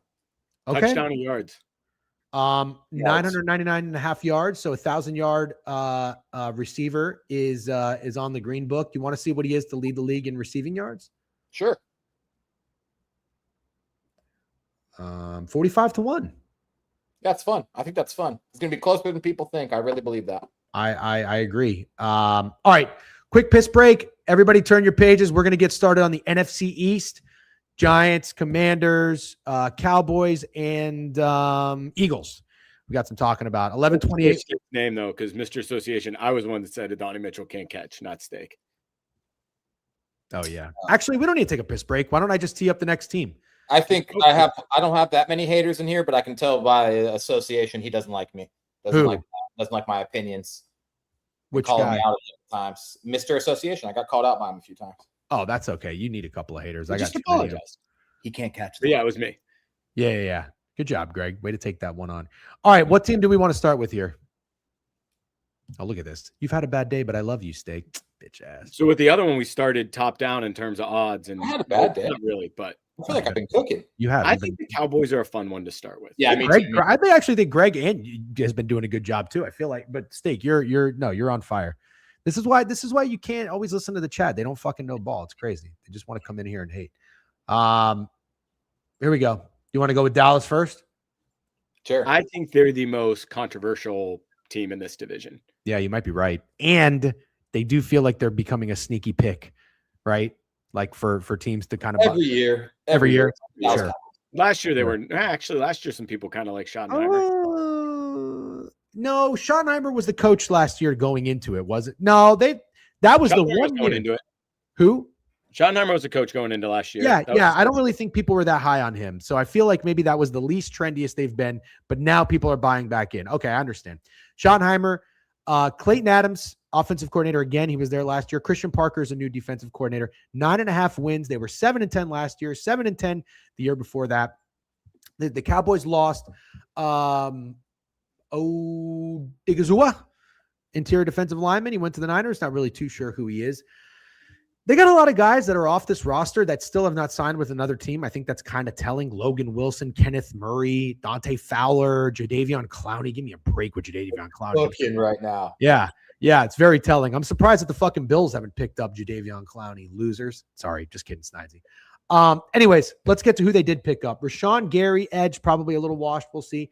Jalen Thompson, safety, not super familiar with him. Kobe Durant, PJ Locke, and that's pretty much it. Sam Howell, backup quarterback. Caleb Downs, drafted with the 11th overall pick in the draft. Loved it. Malachi Lawrence, defensive end from UCF. Bit of a reach there, maybe. Still like that they are beefing up that defense. And then an outside linebacker from Michigan in the 3rd round, Jashine Burham. Not really too familiar with who that is. What's up, Charlie? Let's look at their roster. Go ahead. You need to mute and take a second. Greg? You need to mute and take a second. How about you don't know what you're fucking doing. Jesus Christ. Never seen a guy. I'm telling you, if Greg was a pilot, you would go down so quick. So goddamn quick. Hold on. There we go. All right. He'll come back in a second. This is their roster. Dak, obviously. Javonte Williams, who had a nice year from the Broncos that they got. Jake Ferguson, still the tight end. CeeDee Lamb. George Pickens. We're all big George Pickens guys here. And Fluarney. Do you guys remember Fluarney? Isn't it not Flournoy? Maybe it's Flournoy. Yeah. What did I say? Fluarney? I don't know where. I've never heard that last time. All right. Flournoy. Yep. That's the one thing the Twitch people love to do. They love to get you for mispronunciations. I can't stand these fucking guys. Offensive line. Here they go. Yeah. Guyton, left tackle. Booker from Alabama, they drafted at the right guard. I think who's the guy Smith on the inside on the left guard? I forget this guy. I should know who he is. That's not Tyler Smith. That is Tyler Smith. Tyler Smith, Tyler Booker, and Steele and BB on the inside. Let's go to the defense. Caleb Downs, Rashad Gary, this other interior defensive lineman who I don't really know. Do you guys know who Ubania is? I don't really know who that is. No, I know who Kenny Clark is. Know who Kenny Clark is. Know who Quinnen Williams is. Deron Bland is there again. D. Winters, a linebacker. Overshown. I like him, linebacker. And Malik Hooker, free safety. Like this team. Like this roster. This is what I said last year when Jerry Jones was making these trades. Jerry knows he is dying soon, and he does not want to leave a pathetic Cowboys team. He is making some moves. Steak and I disagreed about the Micah Parsons thing. I didn't think it was the worst return for Micah Parsons. I also understand that he is a freak of nature, and you also don't want to let guys like that out of your building. But for the most part, for having to get rid of a elite player like that, I think the Cowboys have done a pretty good job putting together a roster. Like I said, we're all big Pickens guys. CeeDee Lamb was out last year. Pickens carried that fucking load. Pause. Everybody loves Dak Prescott. How old is Dak Prescott? Is he getting towards like his window shutting? Does he have 31, 30? He's got to be 30. Got to be early 30s, right? Yeah. Feels like he's been around for 7-8 years from Mississippi State. Yeah, everyone does not love Dak. Really? I feel like everybody wants to love Dak. Kind of like how they want to love Kyler Murray. Am I wrong there, Steak? I'd say it's mixed. It's either you love Dak or you hate him. The Cowboys. I think I've already mentioned this. They have a 9.5 win total. I'm going to take a piss, but I'm going to turn my volume all the way up.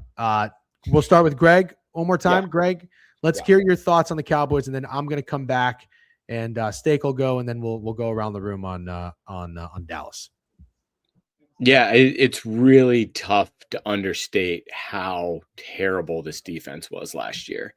One of the stats from the Sharp book was literally in every defensive, like major defensive stat, they were bottom 30 in the league. Like that's crazy tough to do. But Dak, Pickens, Lamb, when he was healthy, like they're able to put up points. So the fact they went out and got all these guys on defense, I do think it's going to take some time for them to mesh, for them to figure it out. But it's really tough to fade this team after their biggest issue was on the defensive side of the ball, and they went crazy getting all those guys. I did want to correct Degen because I don't necessarily agree with like the Micah Parsons thing. That was self-inflicted. So you can say they they had to get rid of him, but they had to get rid of him because they screwed up the situation so badly. Correct. And Correct. that's where I think Jerry's fallen off a cliff. So it seems like they're rebounding nicely, right? Like talked about Kenny Clark. They got Quentin Williams from the Jets last year to beef up that D-line where they always struggled stopping the run. But, I mean, if you want to get on their win total, I wouldn't stop anybody. Like, what are the Cowboys going to do in the playoffs? Is this a team that's really built to make a run in January? I don't think so. Are they going to win the NFC East? I still really like the Eagles in that spot. As much as you talk about how much better their defense is, it's not even close to what Philly has going on. So, yeah, I mean, I don't know how you really play the Cowboys outside of some player props on offense. Like, I think Pickens is probably due for regression. I think it's probably a CeeDee Lamb year. I don't know. That's kind of where I'm at. I can get involved with a player just because I think this offense is going to be so hot. I can't do Dak again. Steak, were you on him last year to be passing yard leader?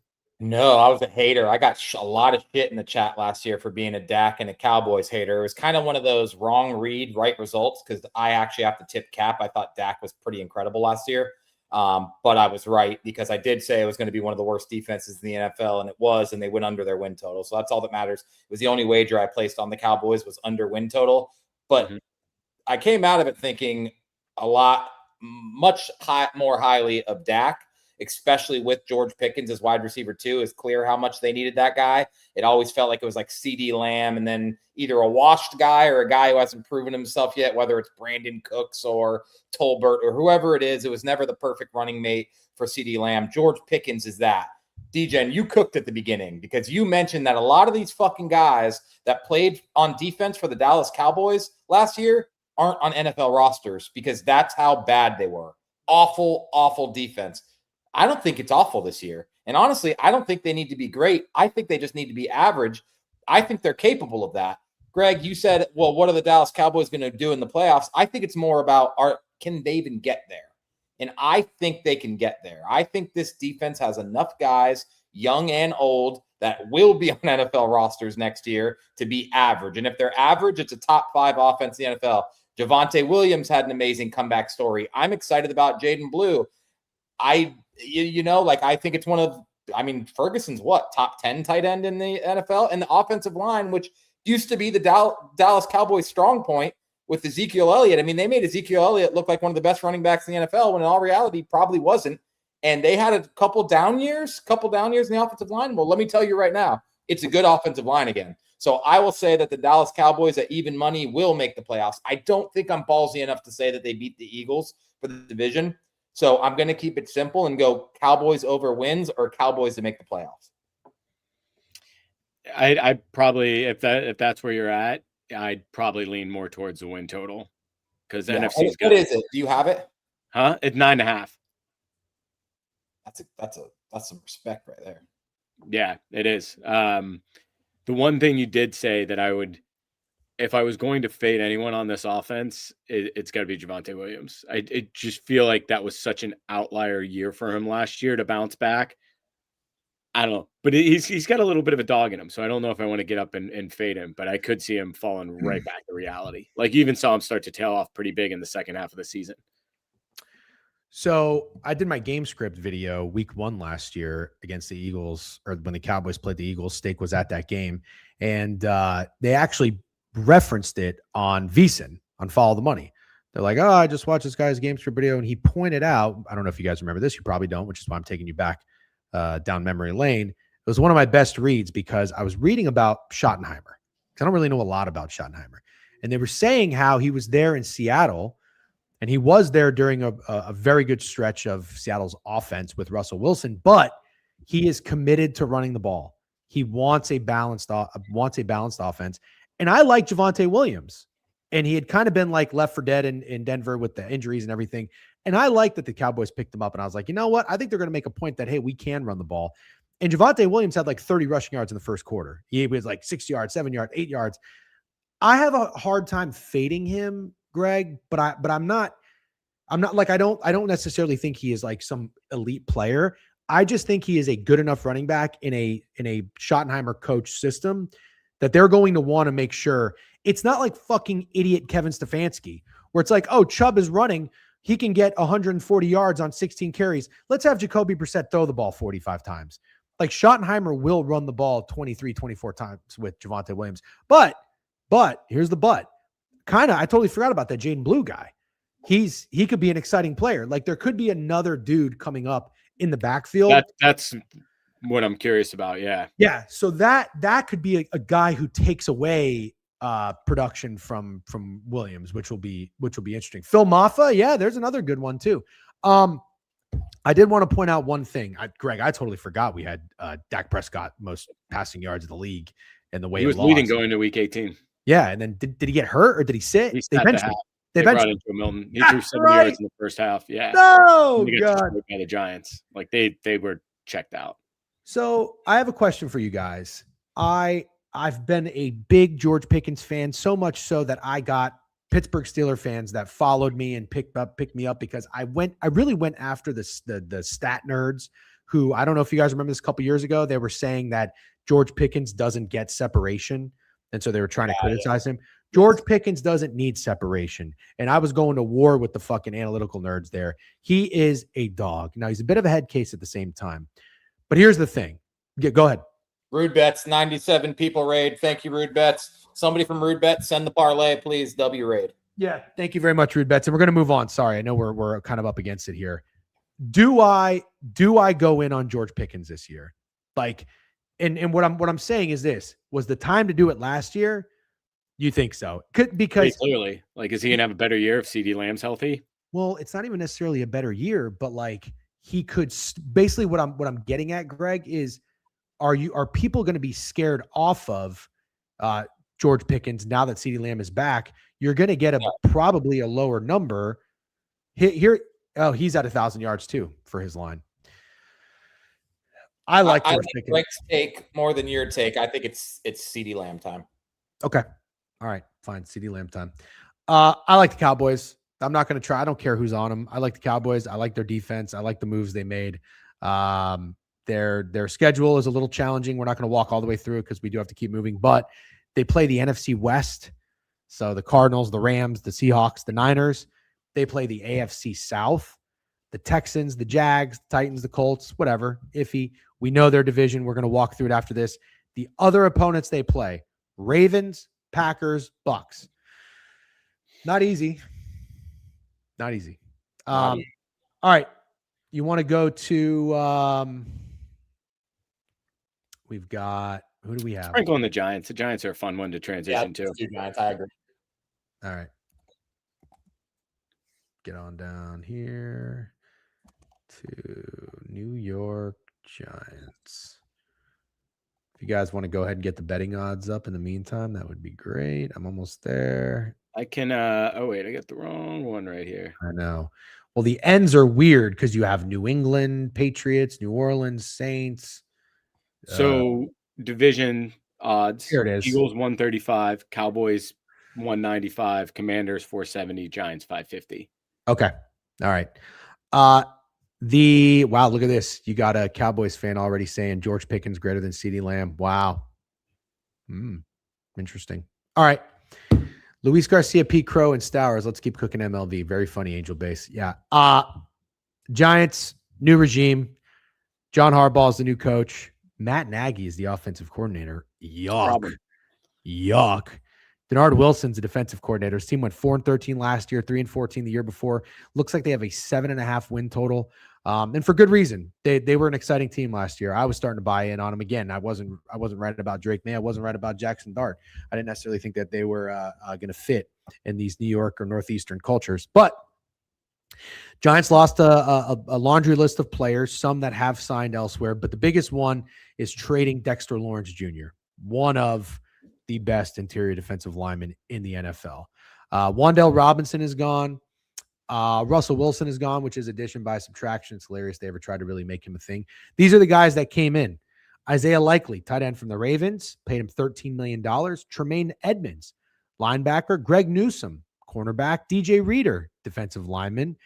And then a couple other people like Patrick Ricard and Calvin Austin. But I like those guys. I like those names. This is their draft. Arvell Reese at 5 from Ohio State. A very, very serious defensive player, in my opinion, and or in a lot of people's opinions.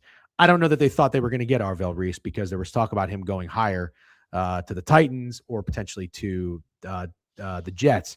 So you kind of feel like if you're a Giants fan, you got a little bit of a steal there. And then they also got Francis Mauigoa, the Miami offensive guard, who seems to be like a pretty solid player. And don't sleep on Malachi Fields, wide receiver from Notre Dame. Not even just saying this because I'm a Notre Dame fan. Very, very solid option. This is the offense. Jackson Dart at quarterback, Cam Scatterbo at running back. Jameis Winston's still the backup there, it looks like. And Tyrone Tracy is still the backup at running back. You've got Isaiah Likely, as we mentioned. They've got Malik Neighbors coming back from injury. Darius Slayton's still there. Darnell Mooney, slot receiver. Elamanoir is the right tackle. I believe they signed and paid him from the Raiders a couple of years ago. Andrew Thomas, left tackle. They drafted him from Georgia. He hasn't necessarily panned out. Joe Runyon, left guard, solid player. And then Mauigoa is going to be the rookie right guard. Defense, just an insane defensive line. Insane. Reader now, Brian Burns, Abdul Carter. I don't know if Thibodeau is still there. Is he still there? Yeah, I just don't know if he's a starter. No, he's not. He's not a starter. You got Arvell Reese at linebacker, Edmonds opposite of him, and then you've got Javon Holland at free safety, who's a good player. I like him. Drew Phillips, cornerback. I think they drafted him from Kentucky. He's a good player. I think people like this Abido guy, the other cornerback. Looks like they're paying him. And Newsome, as I mentioned. They got guys. There was a lot of excitement towards the end of the year with these young players. Everybody is loving the John Harbaugh hire. I got to tell you, I'm not entirely sure I love it. I'm just not. Steak, let's start with you on this one. What do you think about the New York Giants? I'm going to get some water. I have so many concerns, maybe too many concerns. I have concerns about Cam Scatterbo. I have concerns about Jackson Dart. You want to talk about hero ball when you're not built like Josh Allen. Like Jackson Dart plays like Josh Allen, but isn't built like Josh Allen. And I think he's in the blue tent every other game. So it's like, I don't want to talk about a team and say like, but what if the quarterback gets injured, except when it's the Giants and Jackson Dart, and you have to mention what if the quarterback gets injured, and then you have Jameis Winston in there and he's fun. The 4 games a year we get Jameis Winston every year is awesome. But do I think it means the Giants win games? Not necessarily. You got Cam Scatterbo doing backflips of fucking 2 days off of surgery. Obviously, I'm being sarcastic. Darius Slayton and Darnell Mooney. Like I kind of like Darnell Mooney, but do I love it? No, not really. Isaiah Likely is a good ad, but they paid the shit out of him. I have concerns about the offensive line. And then finally, the defense has a lot of guys. Like you can go guy for guy with the Giants defense. Collectively, I'm not that sure it's all that good of a unit.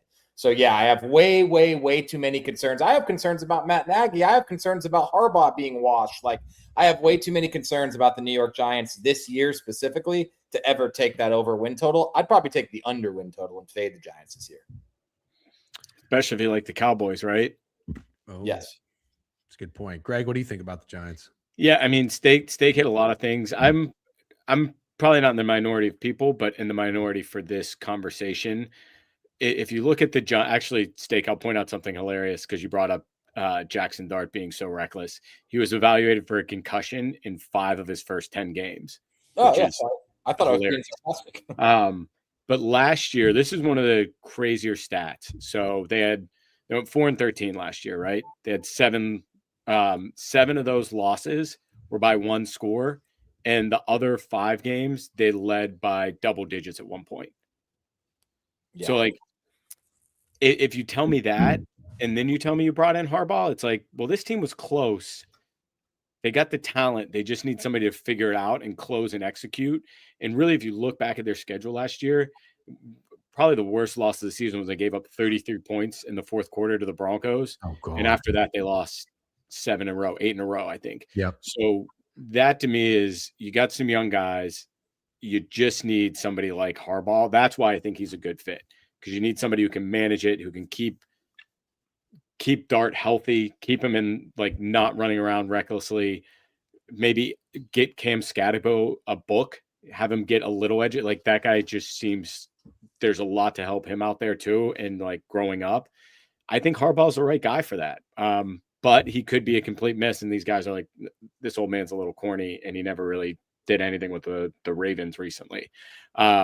But yeah, for me, I can see why everyone's making a case for the Giants. I actually think they're the most bet over win total, but I'm not playing anything here from a personnel or from a team either side. I do like Abdul Carter. That might be a little bit public, but I think he's primed for a breakout season. The other thing, too, Neighbors only played a half of football with Dart last year, one half before he got injured and was out. So he could be a fun guy to get involved with because I think that can be a really fun connection. Yeah, I want to do a really good job of trying not to just be contrarian and be like, oh, we saw this players do really good last year, I'm going to fade him this year. Like I thought Dart was really fun. I thought Scatabo was really fun. And I thought some guys on the defense play their asses off. And it shows. It shows in their performances. And it wasn't even really that fluky. When Dart came in, they beat the Chargers at home. The Chargers were a playoff team. Drake May beat the Chargers at home. Like, we give him credit for that. We got to give Dart credit for that. And they only did it with 111 passing yards. Then they beat the Eagles 34-17. On the road in Denver, you mentioned it. They blew that game, lost 33-32. Lost, and that's like that was the defining, because they had that momentum for those 2 wins before, and they were about to beat the Broncos in Denver. And then that is the case for worst loss in NFL history. If you watched it, it doesn't make sense how they lost that. You know where Daboll fucked up. I'll tell you where he fucked up. I'm pretty sure Dart in the Giants. I think it was in Chicago, Week 10. They were winning this game. They lost it 24-20, and Dart got hurt. He ran on the side for a concussion, and he put Wilson in instead of Jameis Winston. He put Russell Wilson in. I remember this. Yeah, He fucked that game up. If he put Winston in, they probably would have been fine and not blown that game and won that game in Chicago. Then they almost beat the Lions, lost 34-27 in overtime, lost to the Packers by 1 possession, lost to the Vikings 16-13, and then they won their last 2 games. There's reasons to believe that the Giants can win football games. I like John Harbaugh. I want to make this very, very clear. I am not anti-John Harbaugh, but I will tell you right fucking now, if you think that Matt Nagy being an offensive coordinator is not a big deal, I don't know what to tell you. I do not know what to tell you. And for that reason, I've got my pauses and my apprehensions on Frank Reich. And if you don't think that's going to be a big deal, fine. I don't really have a lot of negative things to say about him. Matt Nagy is not a serious football coach. He's just not. It's a very surprising hire to me by Harbaugh. He's a fucking loser. I don't care what he did with Mitch Trubisky and the Bears. I don't give a fuck. He's a loser. And who is the guy that tells us all the time? Is it Snowman? The only reason Nagy even had a job is because he's drinking buddies with the owner or the president of the Chiefs. I don't know if you guys knew that. Like, that's why he was on the staff or something like that. Fucking loser. I don't think this is a good fit. I don't think Harbaugh with these young guns is a good fit. I'm out on the Giants. I might even sack up and fade the Giants. I might do that. Let's keep going. I get no official play on them because my fade is somebody else in this division. Okay, let's talk about the Philadelphia Eagles. How about that? And then we'll end it slowly with the Commanders. Nobody's really talking about the Eagles this year. You guys can correct me if I'm wrong. I haven't really turned up the volume all that loud on football stuff yet. Like, this is the time for it to really start happening. But I feel like for the most part, the Giants are way, way more popular. The Cowboys feel more popular. Even, the Bills, the Ravens. I don't hear anybody talking about the Eagles. 10.5 win total, 11-6 last year, 14-3 the year before that. I think that's when they won the Super Bowl. Sirianni's 5th year head coach, a new offensive coordinator, Sean Mannion. Never forget, fucking Sean Mannion was, actually, I did forget. What college did Sean Mannion go to? Not Virginia Tech, right? What college? Sean Mannion, yeah. I have no idea. I'll take a random guess. That was one of the funniest segues you had, DJ. You're talking about Jim Lennon playing safety, but you don't want to talk about Sean Mannion playing college football? I do not remember where Sean Mannion played college football. I'll say, there you go, Oregon State. Come on, Oregon State legend. Everybody knows that. Never forget. Yeah, I forgot. Yeah. Vic Fangio, defensive coordinator, 2nd year. This is what the Eagles have done. Last year, A.J. Brown's gone. We know that. Jalen Phillips, this was a fugazi. Anytime you get these defensive ends, dumps from like Bradley Chubb, these defensive ends and defensive players from the Miami Dolphins are fugazis. Jalen Phillips, he's gone. He's with the Panthers. Nakobe Dean is gone. Interesting. He's with the Raiders now. Yeah. Reed Blankenship is gone. Jahan Dotson is gone. Brandon Graham, he got old. and that's about it. I had no idea that they had A.J. Dillon. Here's who they brought in. They traded for Jonathan Grenard, your boy, Minnesota Viking. That's Good a get. fucking great get. Tariq Woolen, cornerback from the Seahawks, Good another get. pretty damn good get. Dontavian Wicks traded for him, wide receiver from the Packers. Marquise get. Brown, Arnold, a couple other guys I don't really know. Andy Dalton's the backup quarterback. Drafted 20th pick overall, Mekhi Lemon from USC. I love that pick personally. Can Go I ahead. tell you where that pick is going to really? This is my theory. So I'm very in because the Steelers were about to take this guy. The Cowboys were the team that traded with the Eagles to jump up there. And I think that's a perfect like interdivision. That guy just comes back to haunt the Cowboys because they traded out of that spot. Okay. Wait, the Cowboys, did they trade up to get? They traded back. Caleb Downs? Got it. Okay. No, they had 2 first rounders. Okay. They traded their second one back, I believe. They got tight end Eli Stowers from Vanderbilt. This is their depth chart. Jalen Hurts is the quarterback. Saquon Barkley is the running back. Dallas Goedert looks like he's still there. And now with A.J. Brown being gone, you've got Devontae Smith, wide receiver 1. You got Dontavian Wicks. You got Mekhi Lemon. You've also got actually I don't know. Tank Bigsby is the backup running back. I like him. I forgot they got him for nothing from Jacksonville. And then on the defense, this is what I want to talk about. This looks like a pretty fucking good defense. Quinyon Mitchell, did they get him from Toledo 2 years ago, right? We all know Cooper Jean. You've got Jahad Campbell, linebacker that they got from Alabama. Bond, opposite of him. Grenard, Jalen Carter, Jonathan Davis, big interior guy. I don't know who Hunt is, the other defensive end, and Tariq Woolen. Steak, I don't know, man. What do you think? I think there might be some reasons to take the Philadelphia Eagles pretty seriously here. Yeah, well, we do it every year, and we're usually right. I don't think anyone was prepared for how bad the play calling was going to be.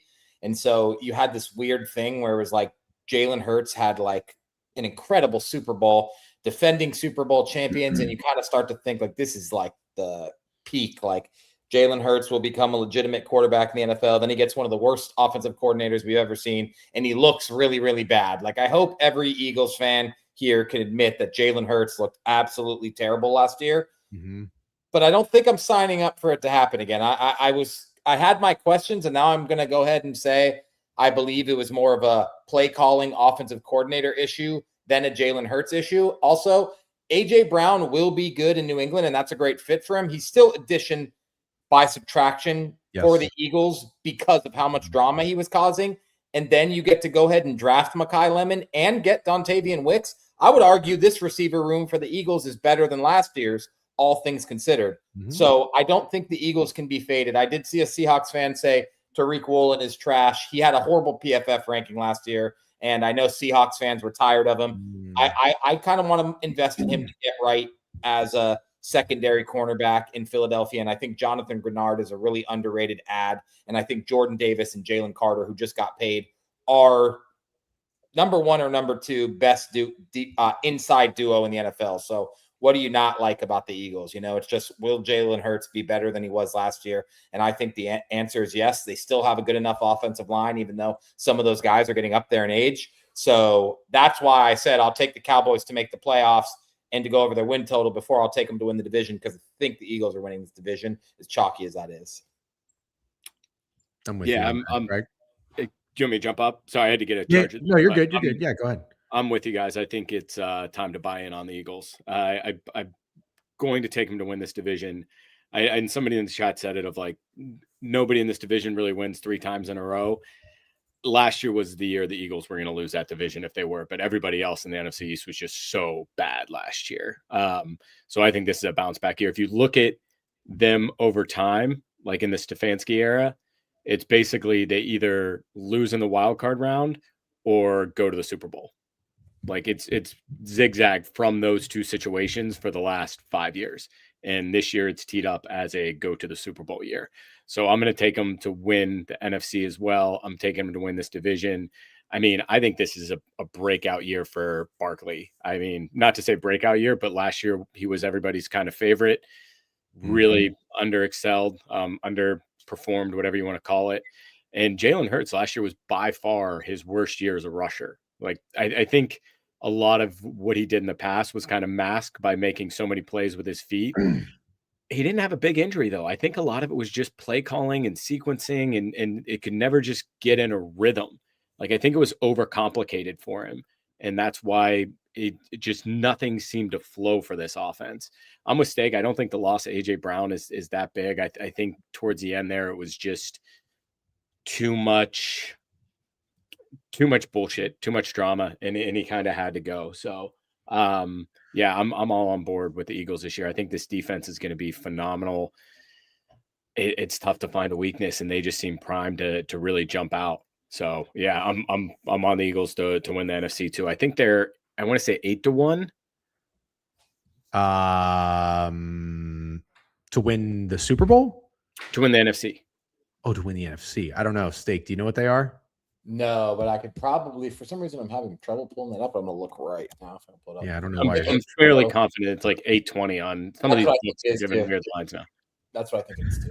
So I've got a future that I put in and tweeted about. I put this in June 2nd, July 26th, and I want to tell you guys right now that it's going to lose because I got CLV. Do you know what it is? Do you guys remember this? In the NFC? Nope. It was Devontae Smith. I can't find it on Twitter, maybe because I spelled his name wrong. Devontae Smith over 925.5 receiving yards. And I'll have to find this tweet because now the line is 1,049.5. Yeah, I got news, buddy. Cash the ticket now. That's hitting. Congrats on your CLV. He's going to get injured week 8. That's what's going to happen. So buy Mekhi Lemon stock. Okay. Buy Mekhi Lemon I like stock. Mekhi Lemon. I love him. I think he's going to be a fucking absolute. I like Dontavian Wicks. Yeah. Should there be a reason to buy in on Jalen Hurts this year? MVP, passing yards, I don't know, passing touchdowns, anything like that? Maybe not. Okay. All right. Doesn't sound like it. Well, nothing really new. Kind of staying the course. We are Eagles guys. And with that, let's go to the Washington Commanders, and that's how we'll wrap it up. QRSTUVWX. All right. So past the Tennessee Titans. I'm trying to find Washington. Bang. Got it. All right. We are going to Washington, and we are going to talk about a team that is bringing back Dan Quinn, 2 years, new offensive coordinator, David Blough, former Lions legend, Detroit Lions legend. Now that I don't really remember the college he went to. Feels Big Ten-ish. Big Ten-ish. Yeah, that's a really good one. I'll say Purdue. Okay. Oh, that's good. Dude, I think you just nailed it. You nailed it. Good fucking job. Durante Jones is a new offensive coordinator or defensive coordinator. So we got a new offensive coordinator, new defensive coordinator. We still got same old fuck Dan Quinn with a backwards hat and a goatee. 7.5 win total. Last year they were 5-12. Year before that, 12-5. I went to bat and said I'm not buying the Commanders as a regression candidate. Last year I ended up going with the Broncos. I was wrong. It was definitely the Commanders always as a regression candidate. That increase in schedule difficulty is very real. The year before that, they had a pretty soft schedule. I still thought that Cliff Kingsbury and Jane Daniels were the truth, and I thought they were just going to repeat on that success. They took a big step back. I think a lot of it had to do with personnel. Obviously, they ran into some injury stuff, but the shit going on in the offseason with Terry McLaurin's contract was weird. And unfortunately, hand up also wrong. I love to be a Debo guy. It was never really a Debo Samuel kind of fit in Washington. He looked fat. He looked slow, but he did what he could. They got him in the end zone. These are the guys that are gone from that roster. Bobby Wagner is gone. He was old and slow as fuck. Marshawn Lattimore is gone. That was never working out. Debo's gone. Tyler Bledaz, center. He's now with the Chargers. Zach Ertz is gone. Von Miller's gone. Chris Rodriguez Jr. is gone. Austin Eckler's gone. Noah Brown's gone. Jonathan Jones. You are naming some washed ass dudes. That's hilarious. Yeah. Yep. Who do they have? All right. Well, they signed Odafe Owe, $24 million. Is he from the Ravens? Very, very good. Yes. Holy shit. $24 million. Kalavon Chason. Got him for $11 million. Chigozim Okonkwo, tight end from the Titans. They got him from $9 million. And then a couple other nobodies there. They got Rashad White for $2 million. Got to be the cheapest guy in the NFL. Who do they draft? Sonny Styles. Absolutely love this pick. 7th overall pick, Sonny Styles in the first round. They did not have a second rounder, and they drafted Antonio Williams, wide receiver, who I think people are pretty excited about in the 3rd round. Seems like a pretty fast guy. All right, this is your depth chart for the Washington Commanders. You got Jaden Daniels coming back. Marcus Mariota looks to be the backup as well, which is important. Krosky Merritt, Bill. I don't know why everybody calls him fucking Bill. That wasn't a very fun experiment last year. Running back, number 1, and Rashad White. Okonkwo, tight end. I like that idea. Terry McLaurin, Luke McCaffrey, and Antonio Williams. Not the scariest wide receiver room by any means.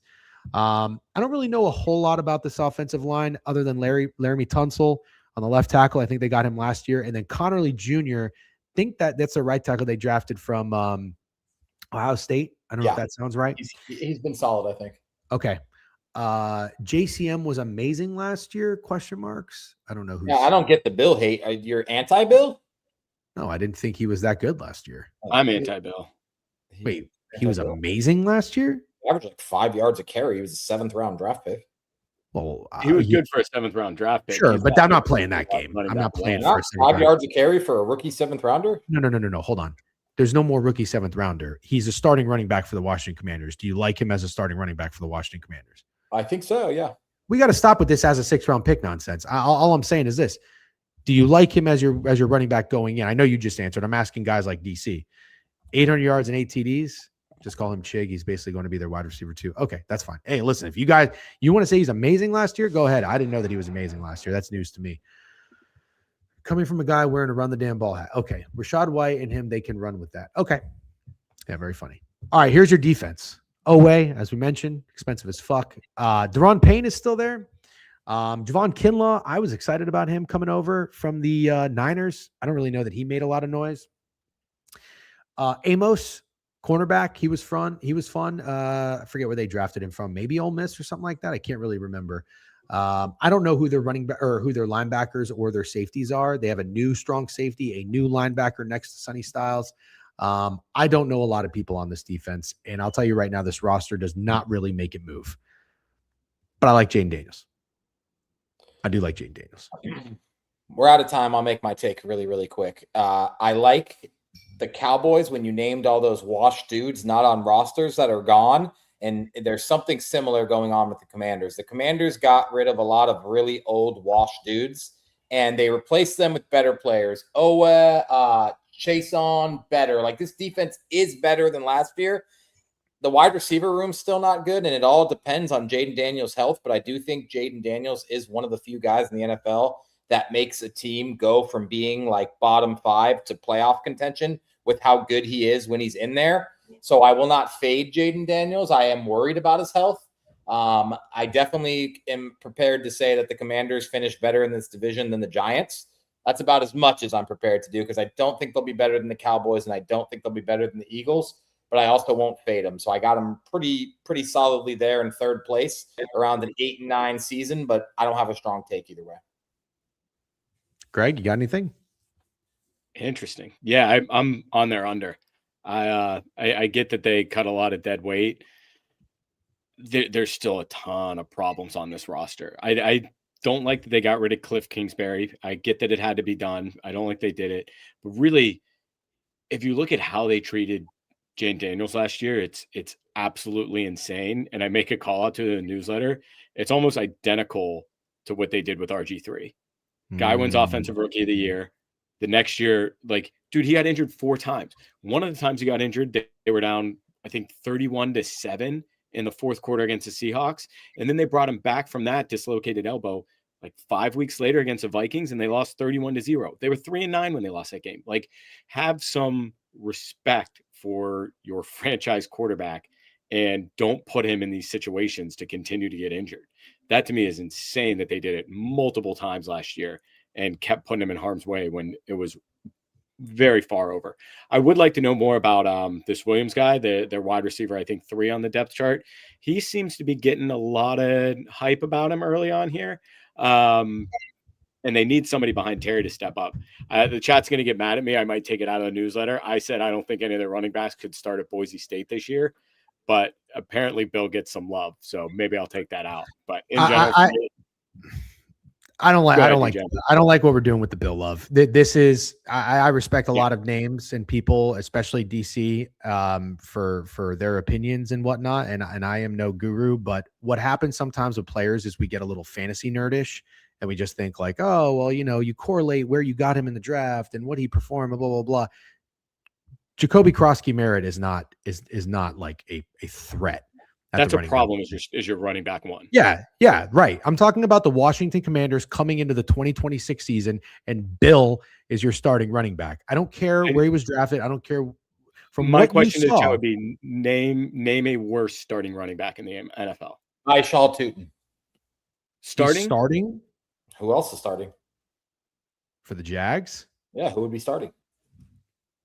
Jesus, that is really bad. That was a good pull. You shut me up real quick. Jags depth chart. The Jags are going into the year with Biev Tootin as their fucking running back. Oh my God, they are. All right. All right, there you go. Another worse running back. That's crazy. But either way, I am on their under. I just think the way they treated Daniels last year is crazy. Yeah, I think the Cowboys are primed to bounce back. I think the Eagles are primed to have a really good year. Harbaugh, I'm not going to say I love him. I'm not going to say I'm on the Giants, but you're going to tell me the Giants can't split with this Commanders team? Here's the problem. The problem is this. I'm not a Dan Quinn hater. I liked what he did when he went to Dallas, and he was an awesome defensive coordinator. He was a good coach with the Falcons. I'm usually sometimes like, hey, you squeezed all the juice out of this old coach, like time to move on. I'm not anti Dan Quinn, so I got no beef with him being the coach there, but he's clearly he's going to be on a hot seat if his quarterback is healthy and they don't perform. I don't mind getting a new guy like a Sean Mannion, right? Like we don't know anything about these guys. They're just young. They're in their 30s. They played quarterback. Put David Blow in there. I'm good. I'm good with that. Like I saw Krabs say there's commies hate. It's not really that there's Commanders hate in here, but I think we're kind of just calling it like it is. This roster does not excite me. Does it not excite you more than last year, though? Because it was one of the most washed rosters in NFL history last year. I almost want you to go over the names again because it's crazy how old it's crazy. Well, here's what I'll say. It going into the season, we were talking about what we saw from Frankie Louvu and Bobby Wagner, and it was pretty good. But then you didn't think it was good? Frankie Louvu, sure. Bobby Wagner is washed. Okay, fine. I mean, these are just... I think if you put us a year ago, 2025, going into the season, and you see Bobby Wagner, from then to 17 games later, it was awful. It was night and day. He went from being a guy who can run around and at least make tackles to a guy that couldn't catch anybody. Yeah. It was really, really bad, and it was sad to watch him play. Somebody said that Leo Chenal is a big upgrade. So I just want people to understand something. Like, this is the case we're making for the Commanders. You can say it's addition by subtraction, just that Bobby Wagner is no longer your middle linebacker. I'm good with that. Leo Chenal was a 3rd-round draft pick from Wisconsin that played 3 years for the Kansas City Chiefs, and I don't think I can tell you one play he ever made. Leo Chenal, so this is who we're getting excited about? I don't know if I'm with that. I just don't. Are we really into Amos, their cornerback? I don't bring up PFF a lot, but when I don't know how the guy performed last year, I do, and I brought up Reek Woolen, and I saw that he was surprisingly bad. Leo Chenal was the 11th ranked PFF linebacker last year. Okay, fair. I'm not trying to act like a know-it-all. I'm ready to learn about Leo Chenal. I told you I like Sonny Styles. I'm down to get excited about Antonio Williams. Oweh, 100%. Obviously, I'm not going to argue that's a good pickup. I thought Jovan Kinlaw. I don't think I was on an island of thinking Jovan Kinlaw would make it move. I'm sure Krabs probably said the same thing. I don't think I saw him make one play last year. Yeah. Very disappointing. So, I mean, look, 8 wins for the Commanders with Luke McCaffrey, Antonio Williams, Chig, and Jacoby Krosky-Merritt. I don't know. You're asking a lot of Daniels. Okay, so hold on. Tim Settle, Oweh, Chenal, Sonny Styles, Chasen, Nick Cross, Amir Robinson. Okay, I'm good with this being an entirely new defense. It needs to be. Right. Can we just back up for a second? Tim Settle, Chazon, Nick Cross, Amir Robertson. Who are these guys? That's my question. I'm not trying to be a dick. I don't know a lot. I know, Chazon is a fine player. I don't know these other guys. I knew Jovan Kinlaw. He kind of let me down, frankly. Dan Quinn went out and got his guys. Other thing to start the year, the Commanders are on the road in Philly, Dallas, and then the Seahawks. That's tough. Yeah. Nick Cross, 24 years old. I don't think there's a whole lot to get excited about with Nick Cross. I don't know anybody who's excited. Another third round draft. Okay, but guys, let's all just take a second. I don't care where guys were drafted. I'm learning that you're like racist against late round draft picks for some reason. Like you don't like Bill. I don't care if That's they're third round draft. That's stupid. Don't say that. Don't say that. That's stupid. I love Peyton Wilson, the guy the Steelers drafted. Don't take Jacoby Krosky-Merritt.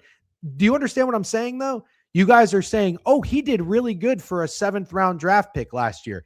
Is he a starting running back that you want to bet on? Good. How about this? He did good for a rookie running back last year. Significantly better than Bishal Tootin, who people are excited about this year, who played for fucking Liam Cohen, who's a running back whisperer, got the best career year out of ETN. But when Tootin's in there, he has 3.5 yards a carry. Meanwhile, Bill gets 5 yards a carry behind a dog shit offensive line and a team with no weapons, and we're hating on him for some reason. I think that's very strange. I think hate is a strong word. Not getting exciting about. And your only comp for Bill is Bishal Tootin. I'm just naming rookie running backs. But these are guys. Well, the chat jumped down my throat for saying Bishal Tootin sucks. I think he sucks. I think I agree with you. 4 yards a carry, and Liam Cohen's offense is horrible. But now, do you see what's happening? You can think Bishal Tootin sucks, and people are seeing the good in him. I'm not crazy about Jacoby Krosky-Merritt, and people are finding the good in him. You might be a yards per carry merchant. Oh God! No, you don't need that. All right, but let's wrap up here. But I do want to. No. But we have to wrap up. It's literally BTLs about stuff. Here is my question. If you are a 3rd round pick and you are a good player, don't you think your team would re-sign you? That's my point. I don't see anything to care about Nick. Just nothing to care about Nick Cross. It's right. But Krabs just said if you don't know Nick Cross, come on. Chanel, I think that would excite me the most. Obviously, always a very, very obvious one because he's a star. They got younger. That's exciting.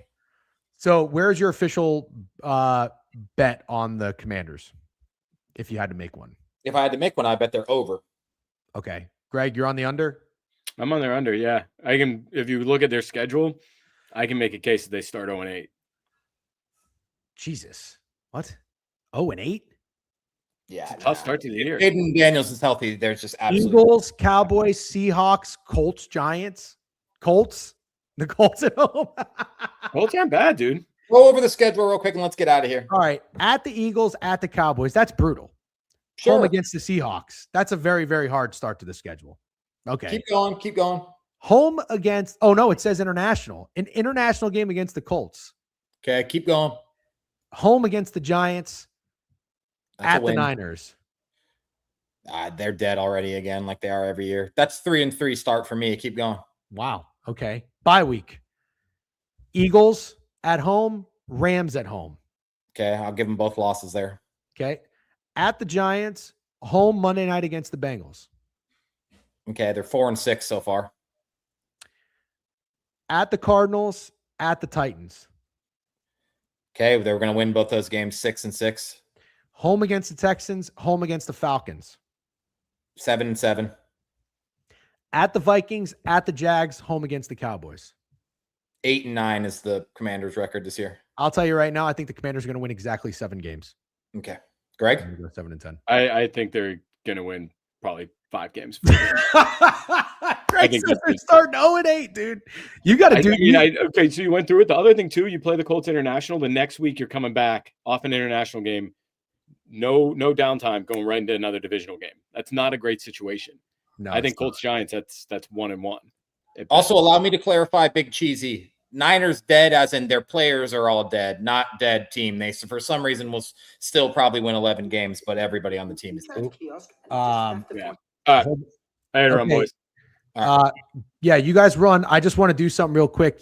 Everybody can leave. I'm going to go through Jacoby Krosky-Merritt's game log since everybody's so high. Then I'm not going anywhere. But bro, 12 rushes. You need to hurry I'm the not fuck doing up. this. Good luck, guys. Okay, Go ahead. bye, Greg. Go ahead. Do you want me to go through it? Of course I do. You seem to really want to. Yeah, of course, dude. If people are going to have an opinion on a guy that I'm way off on, I want to try to find if I am wrong or if they are wrong or if it's somewhere in the middle. So we are going to talk about the yards per carry, which I'm totally fine on doing. I think that yards per carry looks a little bit skewed. 14 carries for 111 yards against the Chargers. Very, very good game. 10 carries for 82 yards against the Giants. Very, very good game. 11 carries against the Cowboys for 105 yards. 18 carries for 96 yards against the Giants. So 4 really good games there. How about these games, dude? 4, I'm not even going to count 4 for 20. That's kind of a joke. 13 for 33, 9 for 25, 12 for 38, 11 for 30, 9 for 28 against the Dolphins, by the way, 7 of 32, 8 for 25, 13 for 29. He had 4.6 yards per carry, and he had 4 games over 100 yards. These games that I just mentioned, 2.5, 2.8, 2.7, 3.1, 2.5, 3.1, 2.2. I think he had more bad than good, in my opinion. Okay, so let me tell you another player's game log. If you just point out the bad games, and then you can tell me who. I talked about the good games too. Whoa. Okay, so here, I'll give you all his good games. I'll give you another player's game log. 19 carries for 66 yards, 18 carries for 30 yards, 13 carries for 55 yards, 13 carries for 33 yards. Who am I talking about? Byshal Tootin. No, Josh Jacobs. Oh. Running backs have good and bad games. That's how it works. Okay, Steak, I understand how it works. Did I just tell you he had more bad games than good games? Maybe. Bro, there's no maybe. You think Krosky-Merritt is going to be a good running back based off of 4 good games? No, I think Krosky-Merritt is put out a body of work for a rookie running back that was up there with the best rookies in the league on a terrible team that was playing from behind with a bad offensive line that makes it situationally difficult to run the ball, especially against the Philadelphia Eagles when you're getting your dicks kicked in. And I think that plays a part. I don't know. I just don't understand the Bill hate. I never said he was a superstar.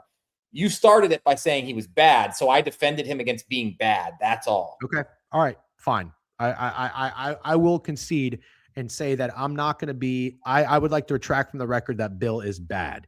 I don't know that there is anything to be excited about with Bill as your running back number 1 coming into this season. Okay. But if the commander sees something, if you guys see something and you're saying there's reason to stick with him, go for it. I'm all for it. Bill is decent. He's all right. This is where I'm okay being. Cool. I'm okay being there too, because I don't think he's a top 10 running back or anything like that. Fine. Fair. Okay, everyone. This was double overtime of the board review. You guys have a great day. BTL will be on shortly. Bye-bye. Literally.